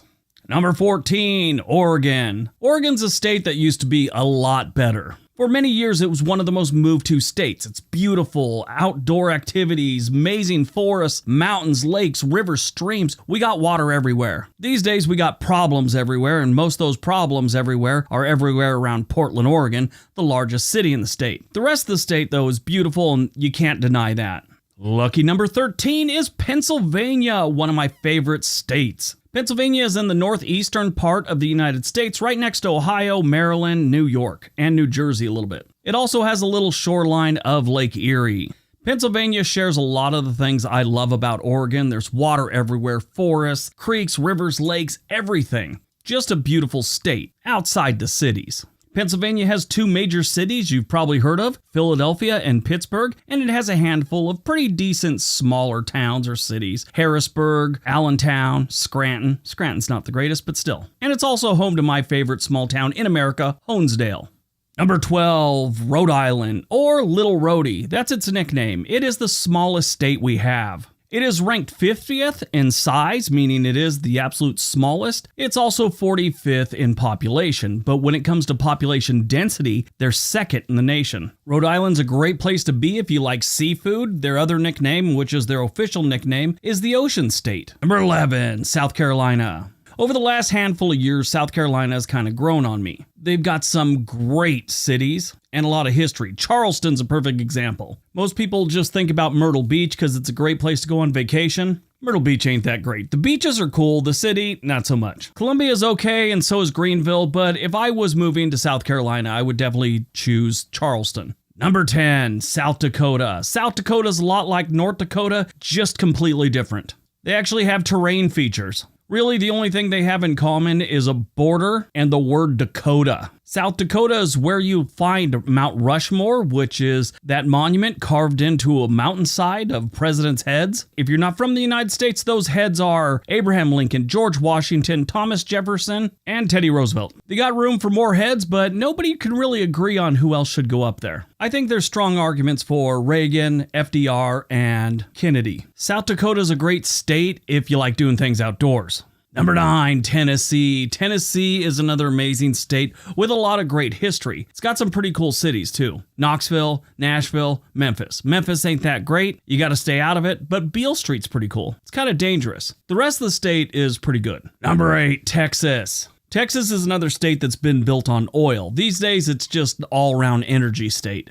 Oil still plays a big part, and so does finance. A lot of banking and stuff like that goes on in Texas. It's not all cowboy hats and cowboy boots. Well, at least not cowboy hats. Cowboy boots, it's like everyone in Texas has to own a pair. Texas is one of the most moved to states we have right now. Has been for about a decade. Number 7, Utah. Utah is a state that was pretty much founded by Mormon settlers. I know they were heading west. I don't know really why they stopped in Utah, other than their leader decided it was a good place. I don't know if he confused the Great Salt Lake with the Pacific Ocean. I know they have different stories, but I think he got here and said, there it is, the Pacific Ocean. A couple years later, someone went all the way around the lake and said, that's not the Pacific Ocean. And I'm sure he played it off with, I meant to do that. Utah's a great state to live in. Just keep in mind there is a serious Mormon influence here to this day. I don't want to say they control the state, but they kind of control the state. Number 6, Vermont. Vermont is another one of my favorite states. It's up there next to New Hampshire and Maine, and it is one of the 3 safest states we have. Like I said earlier, every year there's a new study, and they're either 1, 2, or 3. I think Maine right now is the safest. Vermont's number 2, New Hampshire's number 3. Vermont is beautiful and safe and a great place to live. Got to deal with some pretty harsh winters, but other than that, it's a great place to live. Number 5, Virginia. Virginia is one of those states that you always think is about to have a big boom, and people just start moving there. I mean, it's a steady trickle, but never that heavy migration like Idaho, Texas, and Colorado have seen. Great universities and a lot of work. Number 4, Washington State. Now, if you're not from this country, you may not know we have Washington, D.C., which is the headquarters or the capital of the United States. And that's on the East Coast. Washington State is where you'll find Seattle, and that's on the western side of the state. If you take Alaska out of the equation, it is the most northwestern state we have, right up there against Canada. Number 3, West Virginia. West Virginia is just a little west of Washington, D.C., and it's kind of north and west of Virginia. It's right there in the middle of the country amongst all these beautiful mountains. It's a beautiful state, but the state's fallen on hard times since the coal industry started fading away. The people are great, the land is beautiful, they just have some problems about employment, poverty, and they were one of the worst hit by the opioid crisis. It is one of the cheapest states to live in. If you could bring a job like a remote worker or you're retired, this is a great place to save some money and get ahead. It just comes with some challenges. Number 2, Wisconsin. Wisconsin is a great state, and in my opinion, probably one of the top 3 states to raise a family in. The entire state, it's like that. I mean, they don't have any crime outside of Milwaukee, which is their biggest city. I mean, little crime, nothing major. Drinking and driving is probably one of their biggest crimes there. Wisconsin is beautiful, very rural, and a lot of places to fish and hike, sit on a dock and drink and stare at the water. And number 1, Wyoming. Wyoming is a very interesting state. They're a lot like Montana with the whole cowboy, rough living type thing. It's a big state, actually ranked 10th in the nation, but they don't have many people. They are the least populated state. They come in 50th. They only have 576,000 residents. Probably a little bit more than that or a little bit less. That's the 2020 numbers. My understanding is they gained some in 2021, but lost some in 2022. Wyoming is surrounded by Utah, Colorado, Nebraska, South Dakota, and Montana. Most of the state is flat, except on the western side of the state where you'll find the Rocky Mountains. Wyoming's another state that has a few nicknames. The Equality State, that's the official one. They're also known as the Cowboy State and Big Wyoming. If you don't like living around a bunch of people and you like the outdoors, Wyoming's a solid choice. All right, that's today's video. Hope you guys enjoyed it. Hope you got some information out of it. Now go out, have a great day, be nice to each other.